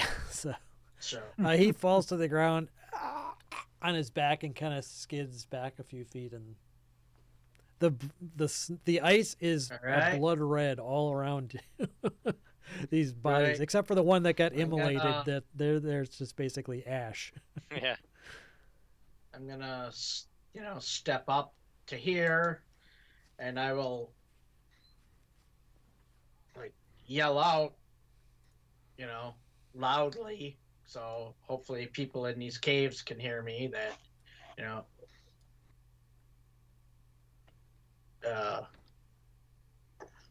we mean no one else harm if we get what we want.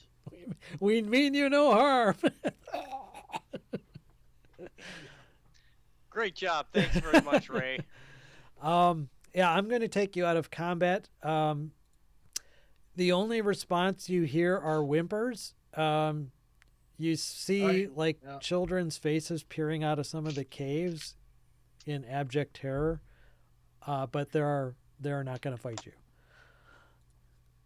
Right. And we won't fight them. So clear that.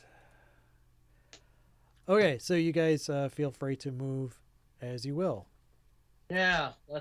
Let's head up. I'm gonna to go this- look at their boots and see if they have some sort of device on them that I could strap onto mine, so I could walk on this ice a little bit easier. Yeah, you do see that it does. It's basically kind of like a snowshoe, but more contoured to the boots that they're wearing, and it's basically not loosely, I should say tightly tied with leather straps on the fur boots that they're currently wearing. Yeah, I'm gonna undo a pair of those and tie them to my boots Roll a d10. Yeah. if Roll I a d10. can. Okay.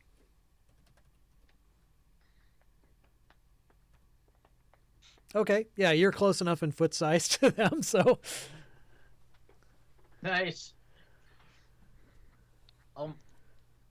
I'll make my way up to this altar. okay. Yeah, that'll take you some time, but you can make your way there. Yep. You'd have to go up one ramp or the other. Which one are you going to go up? I'll go up this one. 'Cause Okay, it's so I'm shorter. going to say you make your way to that direction first. It's not like you instantly teleport to the altar. Okay. Yeah. Right. What about the rest of you guys? You still got a badger. I'm gonna go up the other towards Direction, the gong. sure. All right. Groot, are you just going to... Bang a gong, and play I'm with gonna your bang badger? it. Go get it, boy. We'll get it. Following I Beaver. think we should go up to the altar and Yeah. see if the thing is there. That's yeah. And then I Alright. think we should look in these crypts and stuff too. Yeah, I was going to Just- say the crypt's next. But Yeah, we should definitely explore this place and see if there's anything valuable. if But we can't let's- find it, I'm going to get it on and bang a Of course gun. you are. So yeah, as you're passing by, like I said, you look into the caves, and it's definitely just like mainly women. It is pretty much women and children. Maybe there's some sick No. males back there, but Sure. Right. these guys are non-combatants, definitely. Groot, were you looking for some shoes? Yeah. Samuel, I you? can't hear you, Paul. If you're on mute, I think. Sure. Well, I was just wondering what you were rolling the there's D8 or the the- D8 for. Oh, I'm pulling out more out of Oh, my okay. sack. You're summoning more animals. Sorry. Okay. Because there were 4 pair of those for anybody that wants them. I mean, I could try take it, one. but Yeah. Why Okay. aren't Well, you? let's I mean, see. Groot, like it's gonna go go ahead and roll terribly. d10. Okay.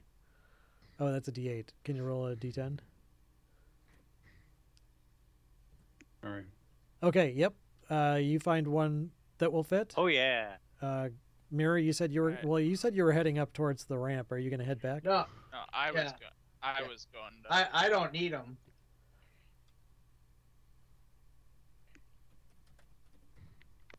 Yep. Samuel Samuel, you find a nine. pair that'll fit. All Are right. there Yeah, any there's one pairs pair. left? One. Yep. One Yeah, pair. there's They 4. better hope. There you. Oh yeah. Sorry, Tim. This one had really small feet Tim? compared to Serendil. All right. Well, it ain't gonna fit Groot then. Yeah, if you had a halfling in the party, maybe, or a really small person. This guy was really small feet for some reason. Yeah. All right. I'll get around the corner Okay. there. So yes, this is the triangular promontory of ice-covered rock. It actually rises up to about be 120 feet above the floor, the cavern floor at its peak. It looks like the altar is of ice-covered stone and looks to be carved in the shape of a coiled serpent with great wings. Oh, this is not going to be good. It is. It's what we want. I know we touch it and all of a sudden. No, I don't think so. Can I recognize what that thing is? Make a survival check. Like, I will do that. Okay. Yeah, you've seen depictions, and you may have even seen this type of creature before. It's a coatl. Oh, those are good. Cool. Hey guys, it's a coatl. So, is there a thing on that? Like something we can grab? You haven't approached close enough to tell. Okay. Well, I'll wait for everybody to catch up here before I move forward. Is everybody else coming up here or no? I heard Sure. various things. Sure bet. You betcha. Yep. Slowly and carefully. Not Alright. me. I got snowshoes on, man. Look at me. Wah!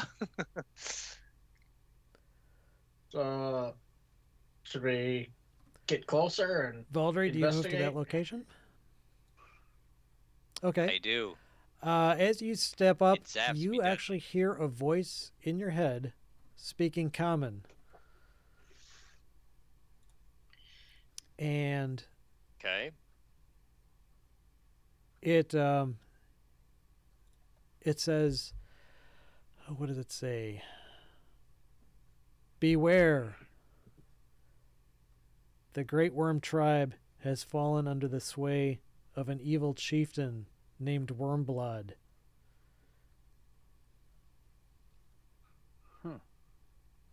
no? I relay this to my companions what I just heard in my head. Is Yep. he dead?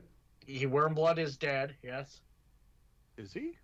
Yeah, we killed him last time. Yeah. Tell him. Okay. Can It was actually speak quite a that. few sessions ago. Yeah. Oh, okay, right. Tell him I that. said, No, true. not anymore. Right. Not. I said they are no longer because we have removed him. We have taken him out, taken him down. He is no longer a threat to these people. Okay.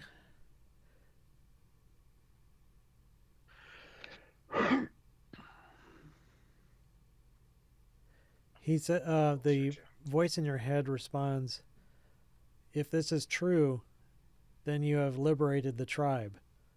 Do you have proof of this? And I say, why, yes, yes, we do. And I reach into the bag of holding and I pull out the amulet. Okay. He says that is the amulet, indeed the amulet of Wormblood. If you have taken him out, then this tribe's future is much less dark than it was. Please accept this gift. And let's see. You are bestowed a supernatural gift. Ooh. A charm job. of restoration. Ooh. That could come in handy. That. I'm trying to find it here. I'm looking actually up on D&D Beyond because it's actually in the DM guide.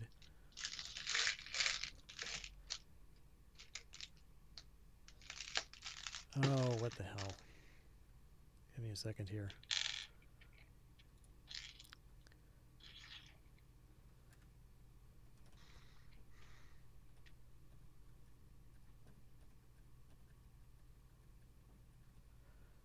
Oh, come on.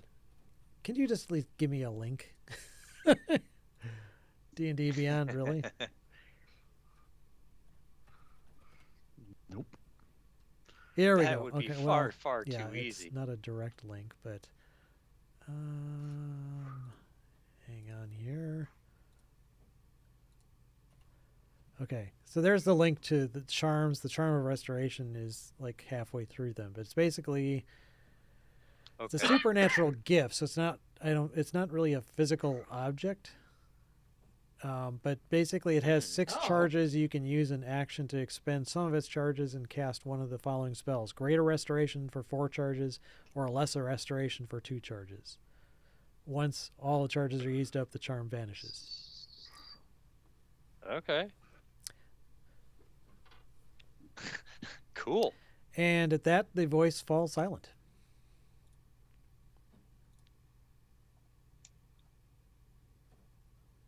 Like, well, I guess we did a good thing in taking out Wormblood because I got this handy dandy little charge thing that might come in handy. We should let is the that what people we came know here? that they are released from his yoke. Yeah. think- Sorry about killing all the warriors in your tribe and all that, but you know, I think we Let's should not argue about bicker and give argue them about who back. killed who. let's not go on about who's killing who. we should give them that amulet to give to their next leader. Well, or I mean, is it tied to him and it would be like a bad thing, you know, like a bad reminder of him to them? I Yeah. don't know. Yeah. All right. Let's not do that then. Yeah. Yeah, Let's just leave them in peace. and helpfully the voice from the altar has fallen silent. So, but whoever Right, it was seemed to be concerned. Is that why we were? Whoever it came was here? seemed to. No, we're looking for a giant. We're looking for a giant Artifact thing. artifact here somewhere. Yeah, so- this is like a bonus. So is that like on the altar? The maybe? altar itself, apart from, again being a graven image of a quaddle,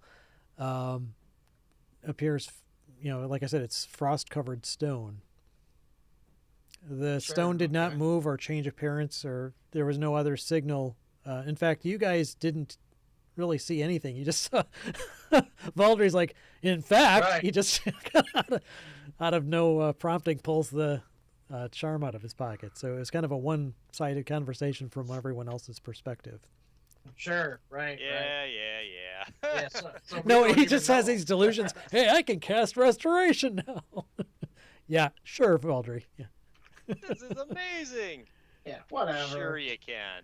Otherwise the altar itself didn't change appearance, or really nothing at all changed as far as everyone else is concerned. All right.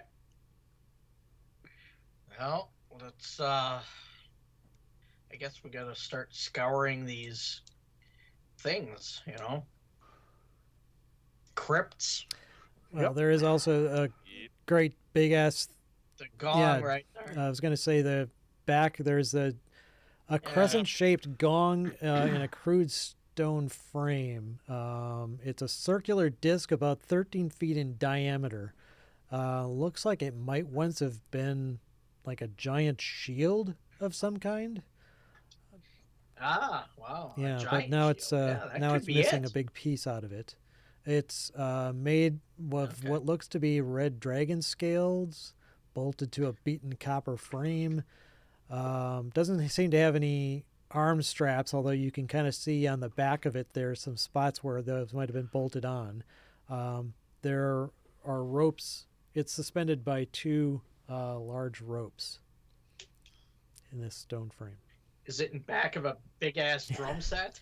Yeah, Mike Portnoy's behind it. He's got Right. 23 other drums behind there. Alex Van, or like Alex Van Halen, he always had a gong back there.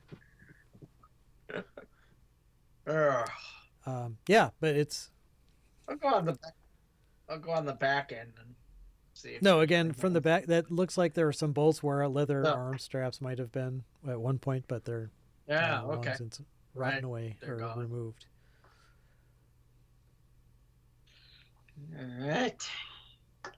I doubt that, but I mean, could that be the thing? I mean, could we pick this up? You said it's a giant. It's 13 feet in size- diameter. 13 Shield? feet. Holy I don't crap! think Yeah, we're so picking that that is Yeah. that is a giant size shield. We could cut it down and play like we're in the Temple of Doom and roll Right. across and have somebody shoot us. Yeah. Or ride it down the ramp.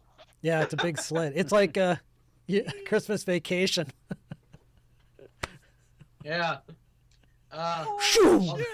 I'll start checking out like the crypts. The crypts look like they're filled with frozen dead bodies. Oh, nice. They are literally the crypts where they store the tribe stores their dead, but they don't really bury them with anything Okay. that would be valuable to you guys. I say Should we- we're taking the gong with us, man. Should we bang the gong? Dude, that was over 35 years ago that the Temple Yeah. of Doom came out. I'll Wow. check. Make us feel old. Wow. I'll check this totem out, I guess. On this side.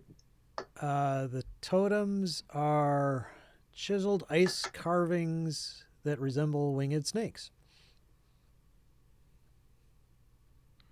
Do we have any idea what the artifact is that we're looking for?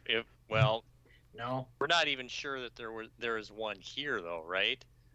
Wouldn't we look in the crypts? Isn't, that were... Well, Yeah. yeah, Frozen it's So fine. they're lines, just but- filled with bodies. Yeah, I mean, if you want to desecrate their bodies and search every one for something that might be indicative of Oh, a giant no. relic. I'm gonna bang the gong. All right, with what? Yeah, sure. I bang it. I gotta hit the bathroom quick. The bone. What should I hit it? The flat of a short Flat sword. of a short sword. Okay. So you kind of rear back and, well, that wouldn't work very well to produce a gong-like noise if that's what you're trying to. That'd be more like a clack. Anybody have a Can, mace? I could hit it with my... I got a shillelagh. warhammer. Warhammer. That's that would pretty work. much Warhammer. I'll go. ideal something in terms of a gong. Yeah, there you go. Step. Brrr, Bam. Okay, so you rear back and strike this massive shield, and it It emits. shatters into a million pieces. No, it doesn't. It actually resonates hugely. It's obviously it's giant size, but this thing obviously is almost purpose built for this because it rings out with a loud resonating gong that echoes and echoes and actually feeds back on itself. And in the ceiling above, there are actually huge stalactites that break loose and drop down, falling right towards you guys. Great. Looks like actually at the moment, well, I was going to say, if Samuel or Serendial, you were kind of thinking about doing it, I would say you would be there too. Yeah, yeah. So I'd say Serendial and Valdry, you guys would be right next to this thing. You guys would need to make dexterity saves to jump out of the way of Shit. these dropping stalactites from the ceiling. Oh Lord, here we go. Crushed to death by a stalactite. Oh my Ooh, God! nice. I am a you nimble guys little both. thing. Yeah, actually, yeah. Valdry, you leap over the. Well, I can say you leap over the gong. It's 13 With feet a tall. You're like Legolas in the Hobbit. No, you movie, actually just slide fine yourself physics. beneath it. You like grab the side of it and just like whoop, slide yourself on the other side as the stalactite comes dropping to the ground. Serendil, you artfully dodge out of the way. These things crash down into the ice at your feet and don't cause you any damage.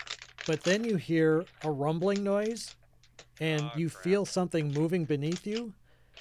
And bursting out of the ice, It's you the see Glottal. 3 creatures appear that look dismayingly familiar in their appearance. Ah, fudge. 3 Remores jump out. What? Oh shit. Fucking 3? And let's go Tell me they're for not that big, initiative. are they? Are they 50-foot square? Oh. No, they shouldn't be that big. Are They they were friendly? kind of From sized. hitting, It's like Yeah, we got they 3 ain't Mama friendly. Remorazes. from hitting I'm the going to gong. leave them that size just relative, just so they, you can. Ah, mother puss bucket. Are they friendly? Yeah. They actually sure do they are. seem a little. They do look a little bit smaller than the one you encountered.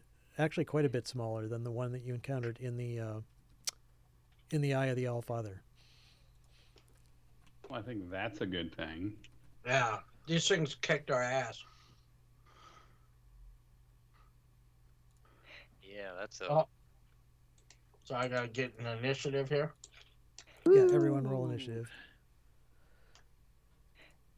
What did I roll? Nice. Looks like I gotta run up there though, because I'm way to fuck by the totem. Okay, so has everyone gone? Boy, they all rolled pretty crap. You guys rolled really well. Descending. It looks like Groot, you're going to be the first to go. Yeah, you definitely Okay, recognize so- these are Remoras.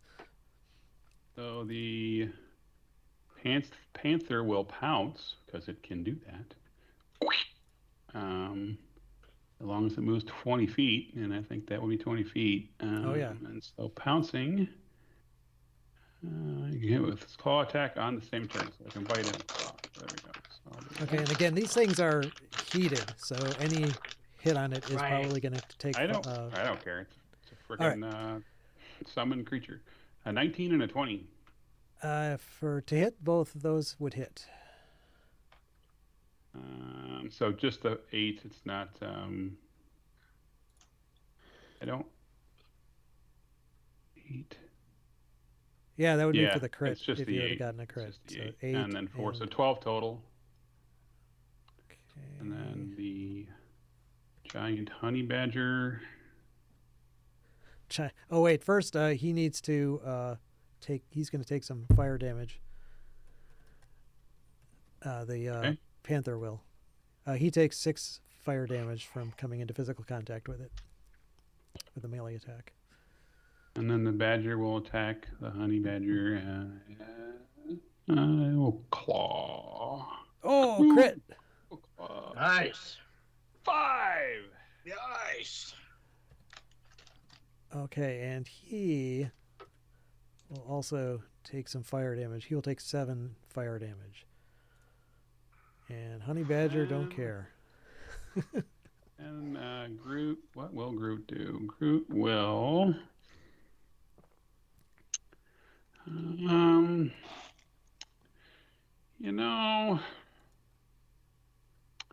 Because he can, I think it'd be fun. Haven't done this. I'm gonna turn into something different. I'm gonna turn into.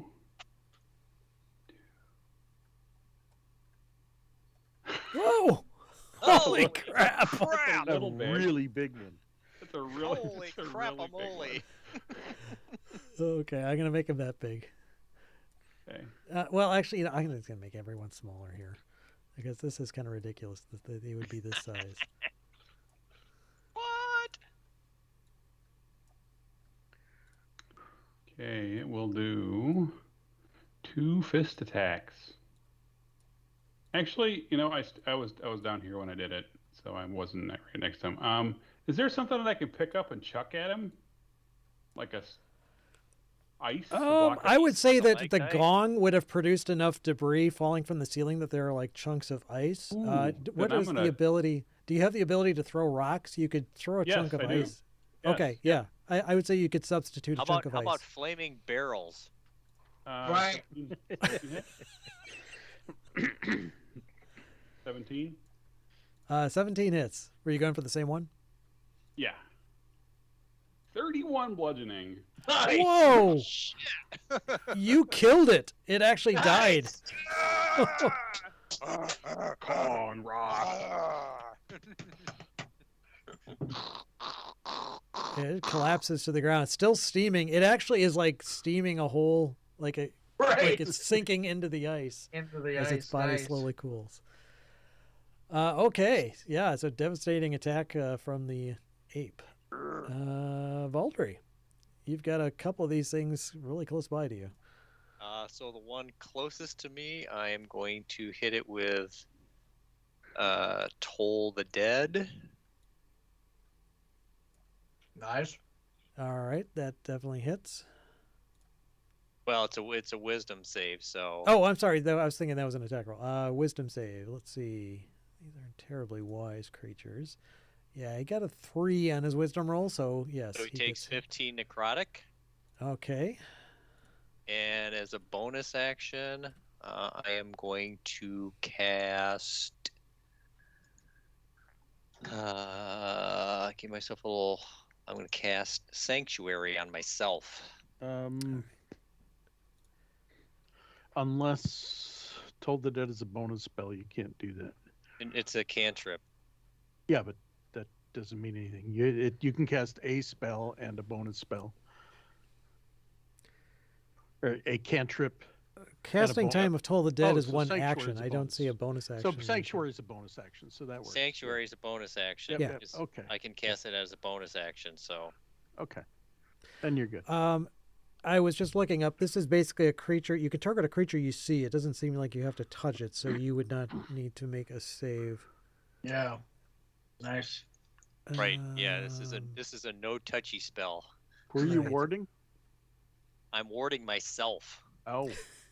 Stay away! Don't touch me. Okay, so yep. So that would be Valdry. Mirror, you're up. I think I've resized everyone except for Yep. Groot, but Groot's like not really there anyway. So I'll just bring him a little bit smaller. So I am.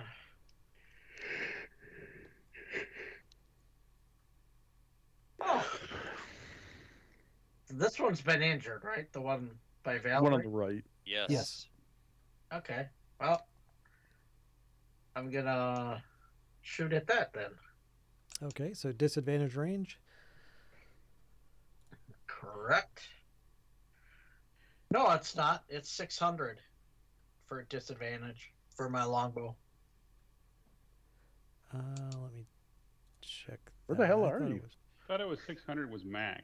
Yeah, I It's thought max. 600 was Yeah. max. If you're within 100, you should be fine. 150. It says 150, 600. Yeah, 150 range Yeah, if you're increment within would be 150, you're disadvantage. fine. 600 is beyond Okay. range. All right, then I will.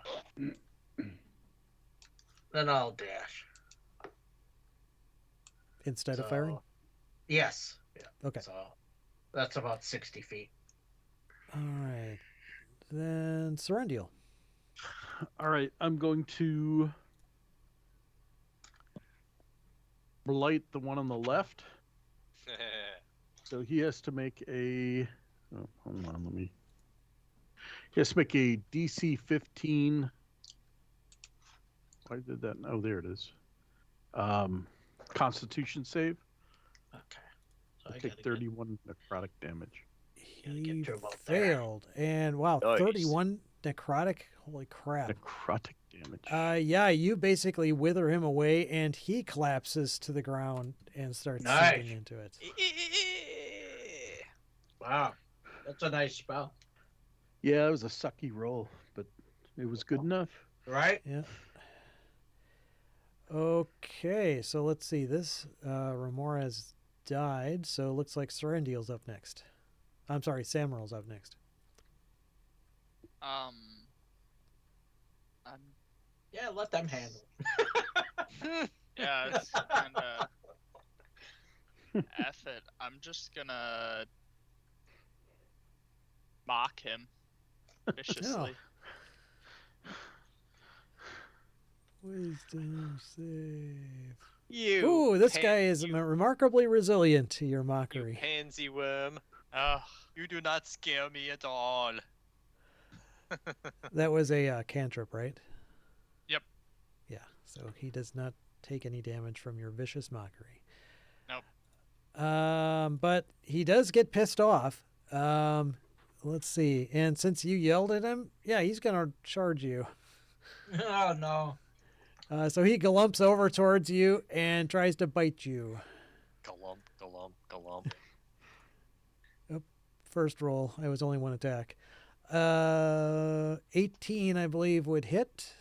I'm going to use my bardic inspiration to make him miss. Oh, how does that work? That one. Oh, cutting words. Which I have an 18 AC, so if I roll a 1, it cuts it below my AC. So Yeah, nice. So, yep. Yeah, then an 18 would indeed miss. So, yeah, that was his turn. He bit you, and you used your cutting words to somehow avoid that. I distracted him. Apparently. Okay, so that was his turn. We're back to Groot. Throw another boulder. All right, I was on mute. I'm throwing some ice. Nice. That hits. Oh, Jesus Christ! Holy It's, What the? it's What 76 the heck? plus 6. Holy crap! And I got 3 6s. And Oh, 2 wow. Wow. Okay. Wow. So yeah, this Remora is like bites at you. You dodge or bites at Samriel. Samriel dodges out of the way, insults it. It rears back, and meanwhile, this big chunk of ice comes flying and takes its head clean off. It collapses onto the ice. Samuels Holy splattered with Yeah. Remora Yeah. guts. Why am I covered What did with I goo? do? Man, I Oh. like this rock throwing thing. That's Yeah, pretty no cool. shit, man. That's pretty sweet. Yeah. Why do you even Wow. get in range with the giant ape? There's no Shit. reason to. Just sit I back know. and throw Shit. rocks.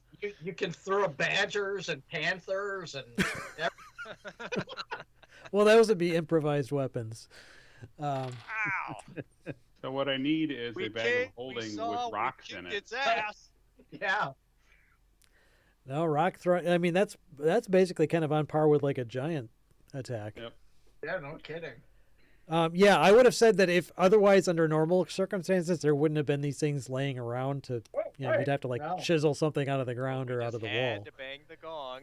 Yeah, well, I mean, Way to that, go. that's fair. The stalactites were a danger. They actually would have caused you damage if you hadn't dodged them. So fair enough that they're laying around for ammo on this thing. Very effective use Yeah. of your terrain. Right. And Yeah, and luckily these were actually young Remor has significantly lower hit points than the. Sure. Yeah. Wait a minute.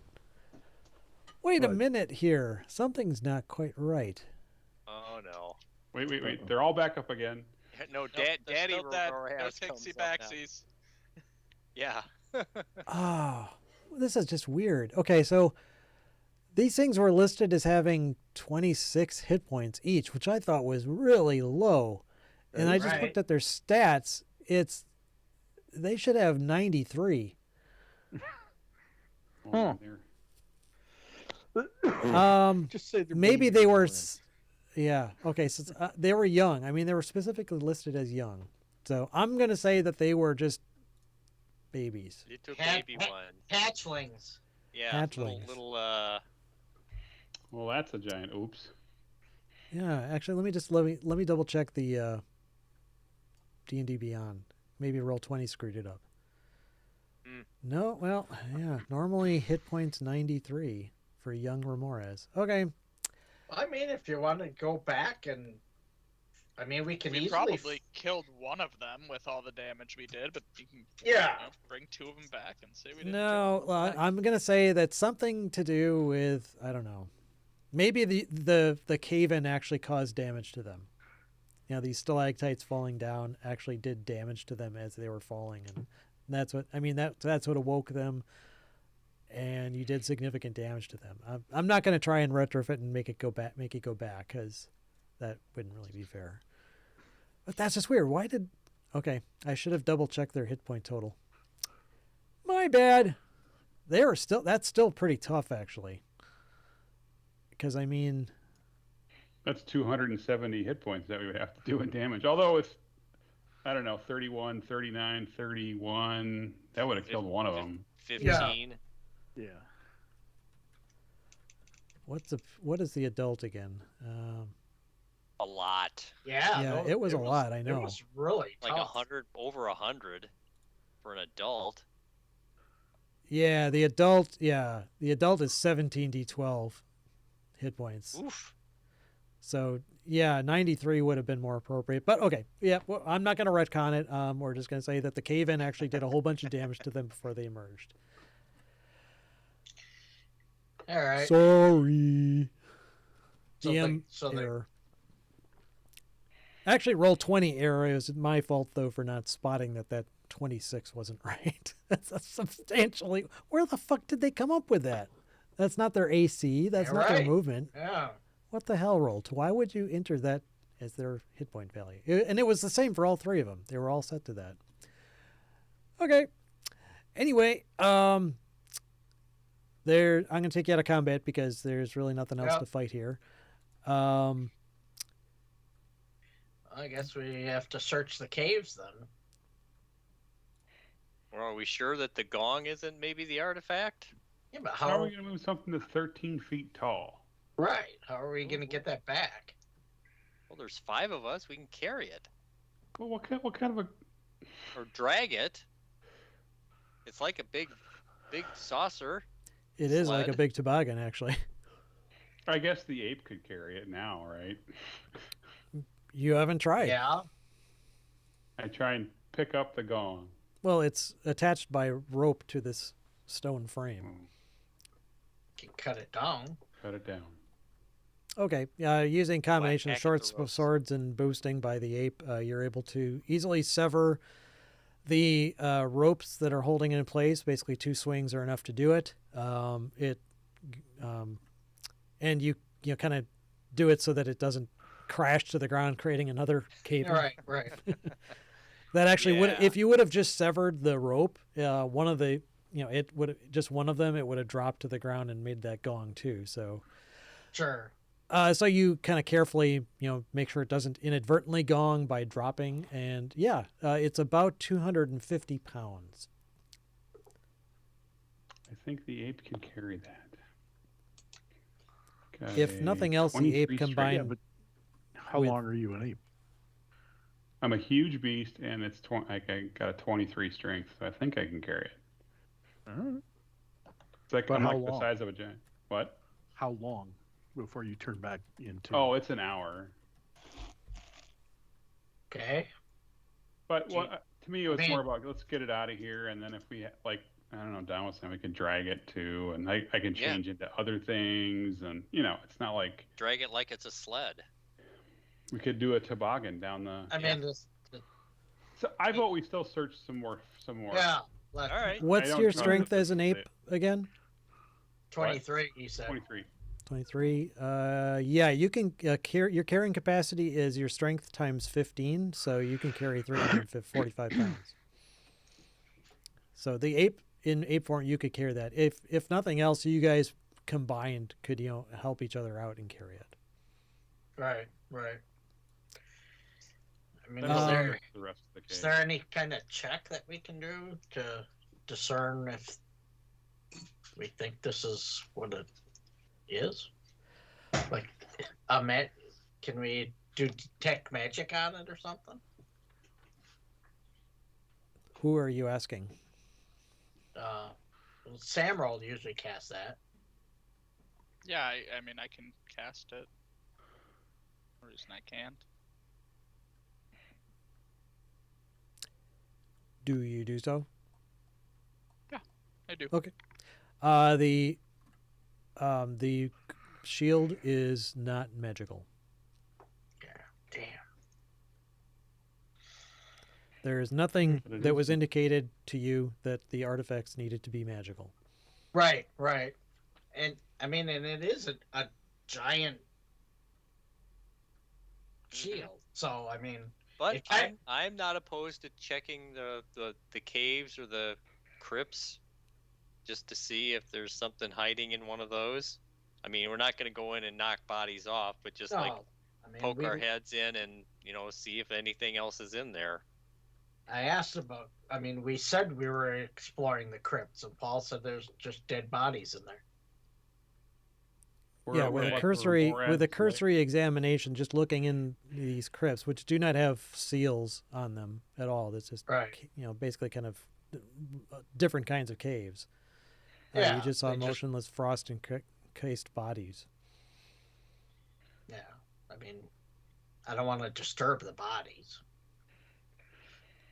If you wanted to do a more thorough search, then definitely the ape form would wear out before you even got partly done. I'd say it'd take you a and good that's couple fine. hours to search all the crypts. I think that's worth it.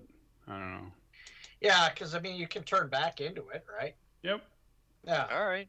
Let's do Sure. that. Let's do a thorough search of the caves and Wherever the Remorhazes came from too, right? yeah, Yeah, right. the layers.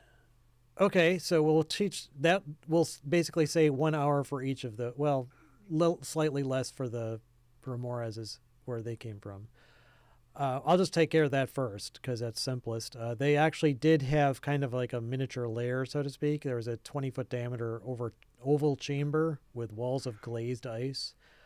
Scattered on the floor are. Let me just copy these one at a time and put them in chat so you guys can add them to your loot. 3 500 gold piece gemstones. Nice. There are 15 100 gold piece gemstones. Nice. And 1 magic item. I'm going to say. Groot, give me a D100 roll, please. D100. I want to fudge it. 6. That doesn't sound good. You get a superior potion of healing. Not Ooh. bad.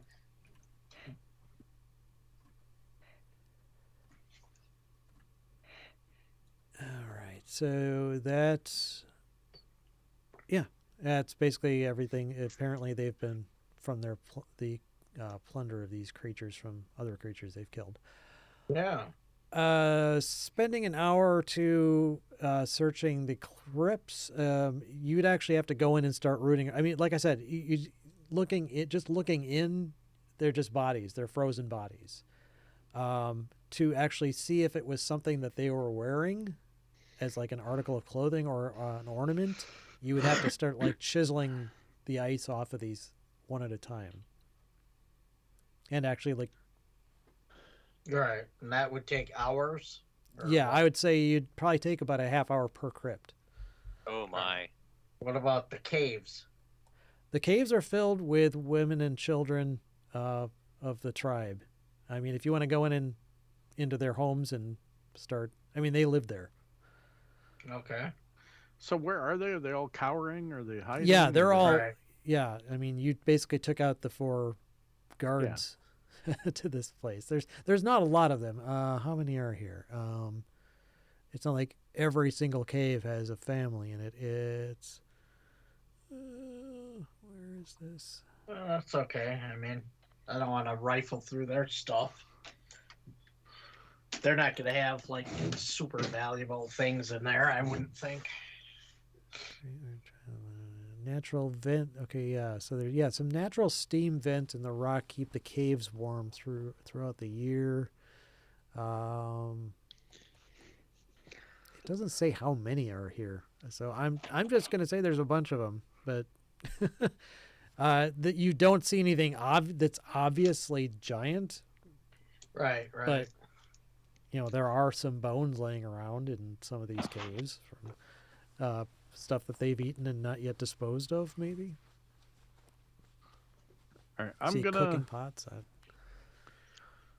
I'm gonna take 100 of my gold pieces, and I'm gonna lay it out and say, "Sorry about the mess."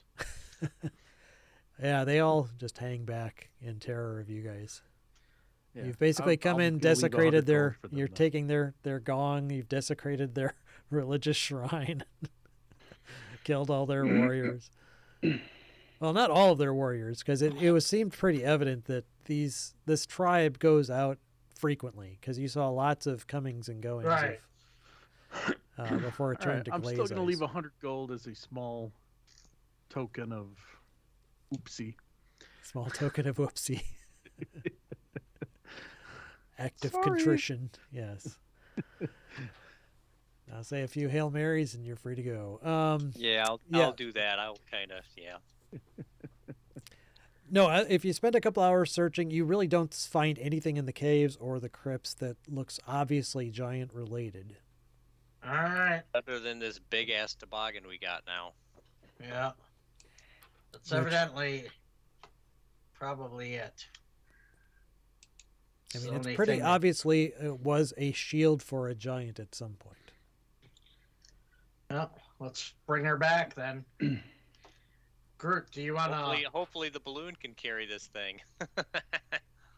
It's only 300 some pounds. Yeah, you can carry it along to the balloon, back to Chuck, without too much problem. You're not assaulted on the way out, and once you get back to the balloon, they were kind of hovering again, like at their standard 50 feet, but they can lower it down to ground level, and using the ropes and everything on deck, and especially if you can stay in ape form long enough, which you should be able to. You weren't that far away. You can lift it out and get it onto the deck. It'll take a pretty good portion of the deck because it's 13 feet. But it can be done. In fact, you can probably find a way to secure it to the underside if you wanted to spend some time rigging it up. Sure. You'd probably need to find some additional rope and other means to secure it, but you probably could keep it tied up and secured between the runners of the slave runners of the ship. Let's do that. You just would need to, find a place where you could do that and get some additional rope. Unless you want to sacrifice the rope, the 500 feet of rope that's used for the... No. I think between us we should have enough rope to do that sort of thing. Our travelers' packs and whatnot. But yeah, otherwise you've get it back to the ship, and the ship can definitely carry it in terms of carrying capacity. That's not a problem at all. It can carry many thousands of pounds of capacity of stuff. So that is the Great Worm Cavern. So the next question is, where do you guys want to go next? Well, what's on that map that's the next closest? Well, we need to get the conch, right? Yeah. Yeah. Unless we want to go back and see if we get another to the Oracle and see if message this is... with this thing quick. Right. Sure. I mean, do we have more questions to ask at this point, or should we drop this big thing off with Harshnag? I mean, it doesn't sound like we do. Do we? Well, but dropping this off may reveal the location of another conch besides the ones that we already know. So we Right. know Deadstone Cleft, right? 'Cause Yeah. it's circled. Yeah. And we want to know another one. Well, we want to know where Goo lives, right? Potentially. So we think we need at least 2. Seems Yeah, I like think it. Yeah. I think we would need 2 probably. Well, we know the fire giants probably have one, but I have no interest in going back and tangling with those bastards anytime. I Level 8. I know you do, but I I don't. Come on, we killed his kid. We might as well kill him too. So we I know mean, you got- 2 places: Deadstone Cleft, Fire Giant Lair, whatever that was, Iron Iron something, slog. Iron Schlag. Yeah. And if we can I- find Goo's lair. Actually, I since we're that close to Harshnag, I mean, why not, right? It's 4 Yeah, hours let's go away. back. Yeah. Again. Fly back, bring could- it back. We can tell Harshnag, yeah, we killed 3 or more as it took. I did it in 1 hit. I don't know why it took me so long to kill him, but dude, you suck. So you're just going to go back and drop the Yeah. shield off and then proceed Yeah. onward from there? Well, and check it. Well, and check see. I don't know if we Harshnag want to do thinks that. about it. If it's an artifact, see if we get any more information from the Oracle. So you actually want to bring it to the Oracle and Yes. at, Yes. just right away? You do. Not, So what are we gonna Alright. ask? Yeah, I mean, do we even have 6 more questions right now? Well, say- it's not I say necessarily we just drop it question, off and But if we bring go an on our art, way. if we bring a giant artifact back, we get another path revealed to us. yeah, but Okay. I think we should wait. I think we should just drop this off and then wait. But we're not obligated to ask questions. But if we can bring this back and it's truly a giant artifact, and that says, okay, and here's where another conch is located. That's that's more intel that we have then. We might as well go drop it off and find out where the If other this truly conch is an is. artifact, yeah. Yeah, if we Yeah. need also, it would be nice to confirm that this is actually. Yeah, true. artifact. Right. okay. Okay. Yeah, so I say we just drop it off and find out, and that just unless it's the fire giants, which we already know where they are. I mean, then we could just get unlucky and they tell us what we already know. Yeah, they but- tell us what we already know, but hey, let's go find out. Okay, so you're going to transport it back to the Eye of the Allfather. Yeah. Okay, so that is another 6-hour trip, which again isn't a problem. That's going to go into the night, so you'll be landing at the Eye pretty much the middle of the evening. And it's a safe place for a long rest too. Well, you can long rest on the ship. Oh, okay. Yep. True. Well, Yeah. it wouldn't quite. This journey wouldn't quite take that long. So Right, actually, right. no. So I would say if you want to do a long rest, you'll have to wait till you get there. But you can certainly short rest, no problem. And the journey back is uneventful. Again, it's pretty close by. When you land, Harshnag comes out shortly after. Well, let me think of what he would be standing guard probably in front. Right. I'm trying to think, because the doors themselves didn't have any means of being barred, so he probably would kind of make his camp outside in the entryway.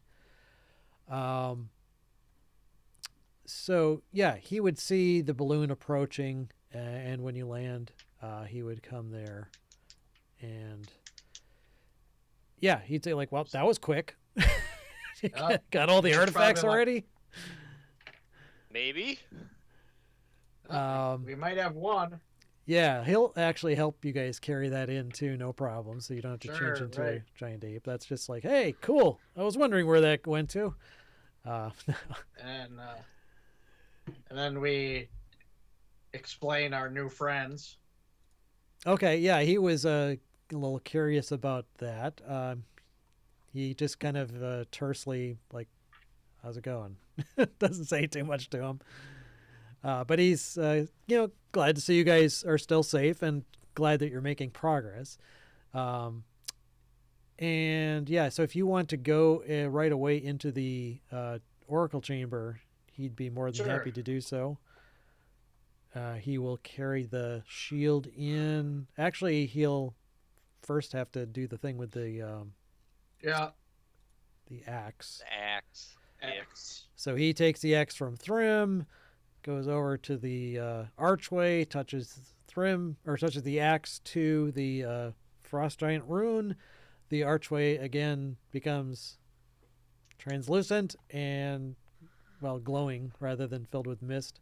And Yeah. you can pass through it. He goes back, picks up the shield that you guys brought, and then brings it back. And once again, So we all go in there. yeah, you can all go in there, and the ghost is still there. He's like, "Hey guys," he doesn't say anything. He's silent, but he doesn't possess you guys either. But he does look like pleased to see you, and especially since you have an artifact, he looks pleased with that as well. So Harshnag suggests that, well, it doesn't. You're not going to spend more than an hour in there. Since he's the only Right. one that can open this thing, he feels nervous being on the other side of this archway. But he will go ahead and set the artifact down in the circle, or set the Yeah. shield down in the circle. Again, you hear the same. It disappears, and you hear the same voice of the oracle ring out, Oh, neat. saying, "Your sacrifice is accepted," and so on and so forth. And as it disappears, again, first off, one of the torches again goes out. There were 6 of them now lit when you came back. This is a different day, so you can ask 5 more questions if you want. This counts as basically one question, if you will. But as the shield disappears, I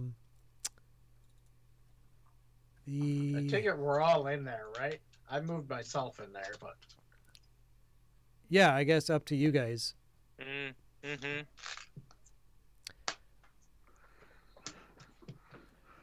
So as the shield disappears, another giant, a different giant, is a kind of a bas relief of that, comes out of a different wall. This one looks to be a frost giant, actually. And the name of the giant lord of the frost giants fills your head. It's Jarl Storvald. And directions to his location fill your head, and the words of the oracle. Travel west, or mountains to the sea of moving ice. There, among the glaciers, you'll find Svardborg, the burg of the frost giant Jarl. The conch you seek rests on his icy throne. okay. Cool. And I can quick detour us to the map of the north. The location for that is way up in the Sea of Moving Ice on the northwest corner of the map. And I've actually got to look that up again. Icewind Dale, that was a great game. Yeah.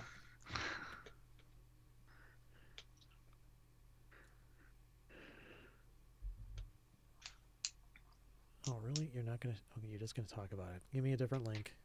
Looking it up here.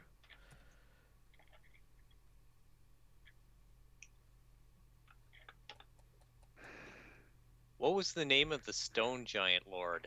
I thought it was Storvald, but apparently Storvald is the frost giant. Sorry, I'm Must jumping have- back I and must forth have- here. Okay, sorry about That's that. okay. Yep, The no stone problem. giant lord is Thane Calithica. Gotcha. That's who you're going to see if you wanted to go to Deadstone Cleft. That she is the one in charge of the stone giants. Jarl Storvald is the head of the frost giants. I can't remember the precise location again. I will add it to the map, but it's somewhere. The Sea of Okay. Moving Ice is up here, in Yeah. far extreme northwest of the map. And Harshnag knows exactly where that is too. I mean, he's a frost Sure. giant, so it'd be a bit surprising if he didn't. So, So that's 3 total, right? yep. So you now have Yeah. 3 locations that you know Yeah. a giant lord resides at. So what did Paul prepare? Right. Yeah. Iron Slog and Deadstone Cleft, or we've already been to Iron Slog once. And Right. now Yeah. Svardeburg. Right, but what I'm Svartberg! saying, the DM prepared Yes. Deadstone Cleft, Yep. and we've already been to Iron Slog, which Slog. is something he had prepared before. I vote for one of those 2. Well, I'm Or I'm happy to go where he's currently prepared for. Yep, me too. And it's also Um, 9:14. It's not like we're going to do a lot anyway. So Right. Well, What? it kind of depends. Yeah, I mean, there's things that could happen en route. I don't want to encourage you or discourage Yeah. you Right. from going a certain direction.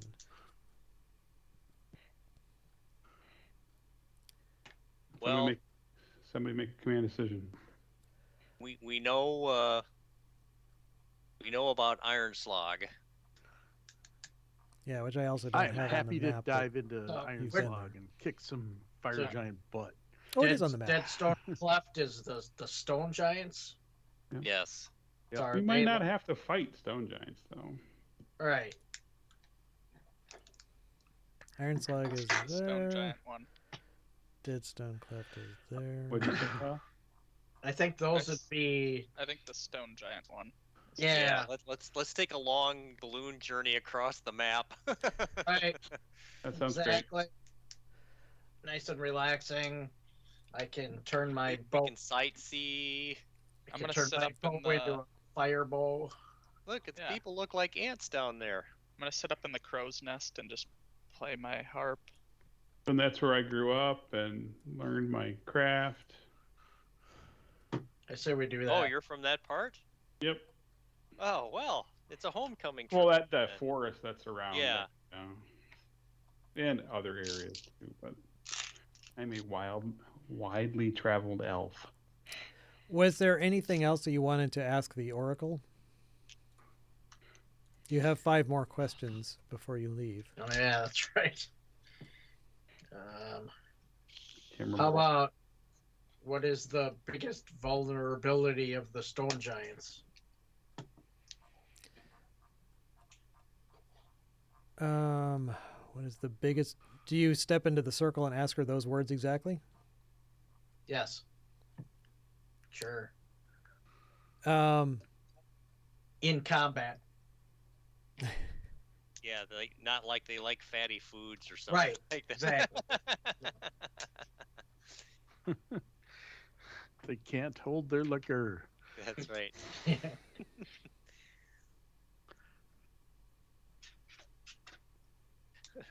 The Oracle says, thinking. No, the DM is trying to make sense of that question, and how an Oracle would answer You that. stumped the DM. Congratulations. Nice. The Oracle says, "You." Nice. Oh. I'll step in and ask the question. Is it possible to get the conch without combat? Nice. Good question. Always.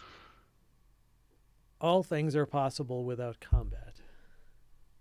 It's just a matter Nice. of what approach you take. If we send Serendial up going, hey, buddy. So would the I don't know. Does anybody have any other questions? I was going to do a follow up to that one. No, go for Go it. ahead. Okay. I forget the guy's name, but the Stone Giant King be willing? Right?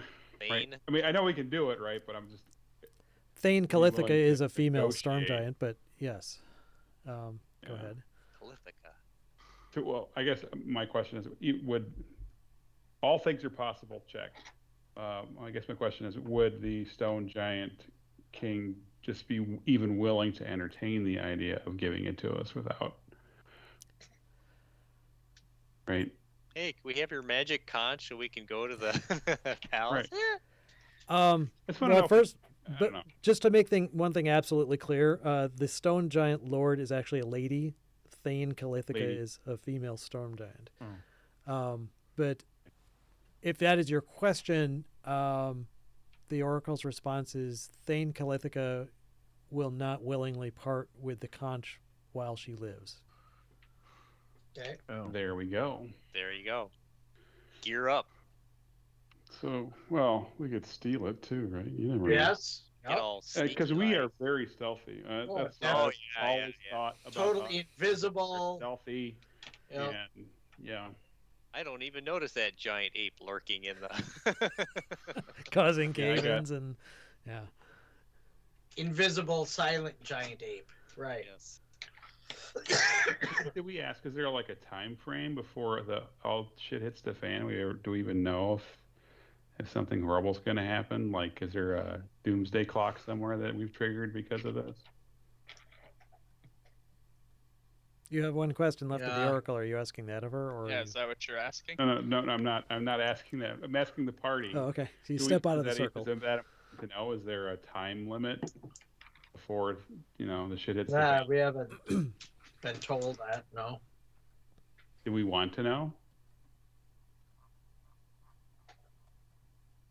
Do we care? Isn't it better just to remain in blissful I think ignorance? we do care. Sure. I don't Asking, know. like, asking like how long before this ordning is irreversible, or How Yeah, long? how much time do we have to get try and this, stop chops to try and get stop this, this? rectified? Yeah. Okay, whatever you want to say there. Dave, Don, you pick. Go for it, Don. I asked one already. All right, I step in and I say,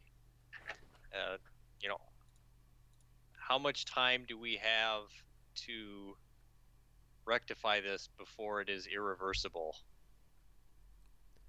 The ordning. The ordning has already been completed. It's among the Allfather's will as to whether or not it would resume. Okay. Okay. Cool. Let's get some more artifacts so we can ask more stupid questions. Yeah. Exactly. I like it. Well, yeah, that's kind of the big question is. So, are you going to be going to try to Deadstone get more Cleft. artifacts, or are you going to be actually going to Get a wanna conch. get a conch? Yeah, we're going to get a let's conch. go get a conch. Yeah, let's get a conch. I don't know of any more questions I really want to ask at this point. Okay. I agree. Let's conch it up. Conch it up. Deadstone Cleft. Okay, so you guys then can leave the Oracle chamber. Yep. So as you're leaving, well, after you leave, I mean, you move yourselves back Right. into the transport yourselves back into the chamber. You hear the footfalls of something Uh-oh. enormous coming down the hallway Oh, mother puss bucket. to the entrance to the Eye of the Allfather. And the Okay. doors. Which coming from And the main Harshnag's with us? Yes, Right. Harshnag is with you. At this point. Okay. Yeah, the doors leading to the main hallway there, as you indicated, Yeah. burst open, and emerging through it, you see a gargantuan blue ancient dragon. Fuck me Oh, running. holy shit! I Yeah, shit but- my Does it- pants. More important question. Run Oh it. my god. See us. It might Yes, it sees you. And you Hi. immediately recognize it as the blue dragon that Yeah. you saw before Right. that attacked Zephyros' tower. right. What the I thought we saw a blue dragon before. puss bucket? Do not piss it off. I say hi. Oh, we're dead. How are you? Hi. And yeah, let's see. Was it 9:30? I'm gonna end it right there Okay. Uh, because this it could doesn't say be anything. involved, and it's an excellent cliffhanger. All right. All right, it so is. I guess then, just thinking ahead for next time, assuming you survive this encounter with a ancient blue dragon, you're gonna move to one of the conch to get one of the conches. Have you decided which one you want? Deadstone Cleft. Deadstone Stone Cleft. Okay, so you're gonna go for the stone giants first. Yeah, Yep. assuming we're not rolling new characters. Yeah, exactly. In which case, it'll be finding the bodies of your old ones and yeah, getting friendly with Harshnag again, if he survives this as well. The Oh, dragons breathe lightning, right? good lord, this will be interesting. Okay, cool. Well, yeah, we'll see what happens next time and go from Yeah. All there. right. All right. Bye, everybody. Cool. Thanks a lot, you guys. Have a good night. Yeah. Bye. Yeah, see We'll ya. see ya.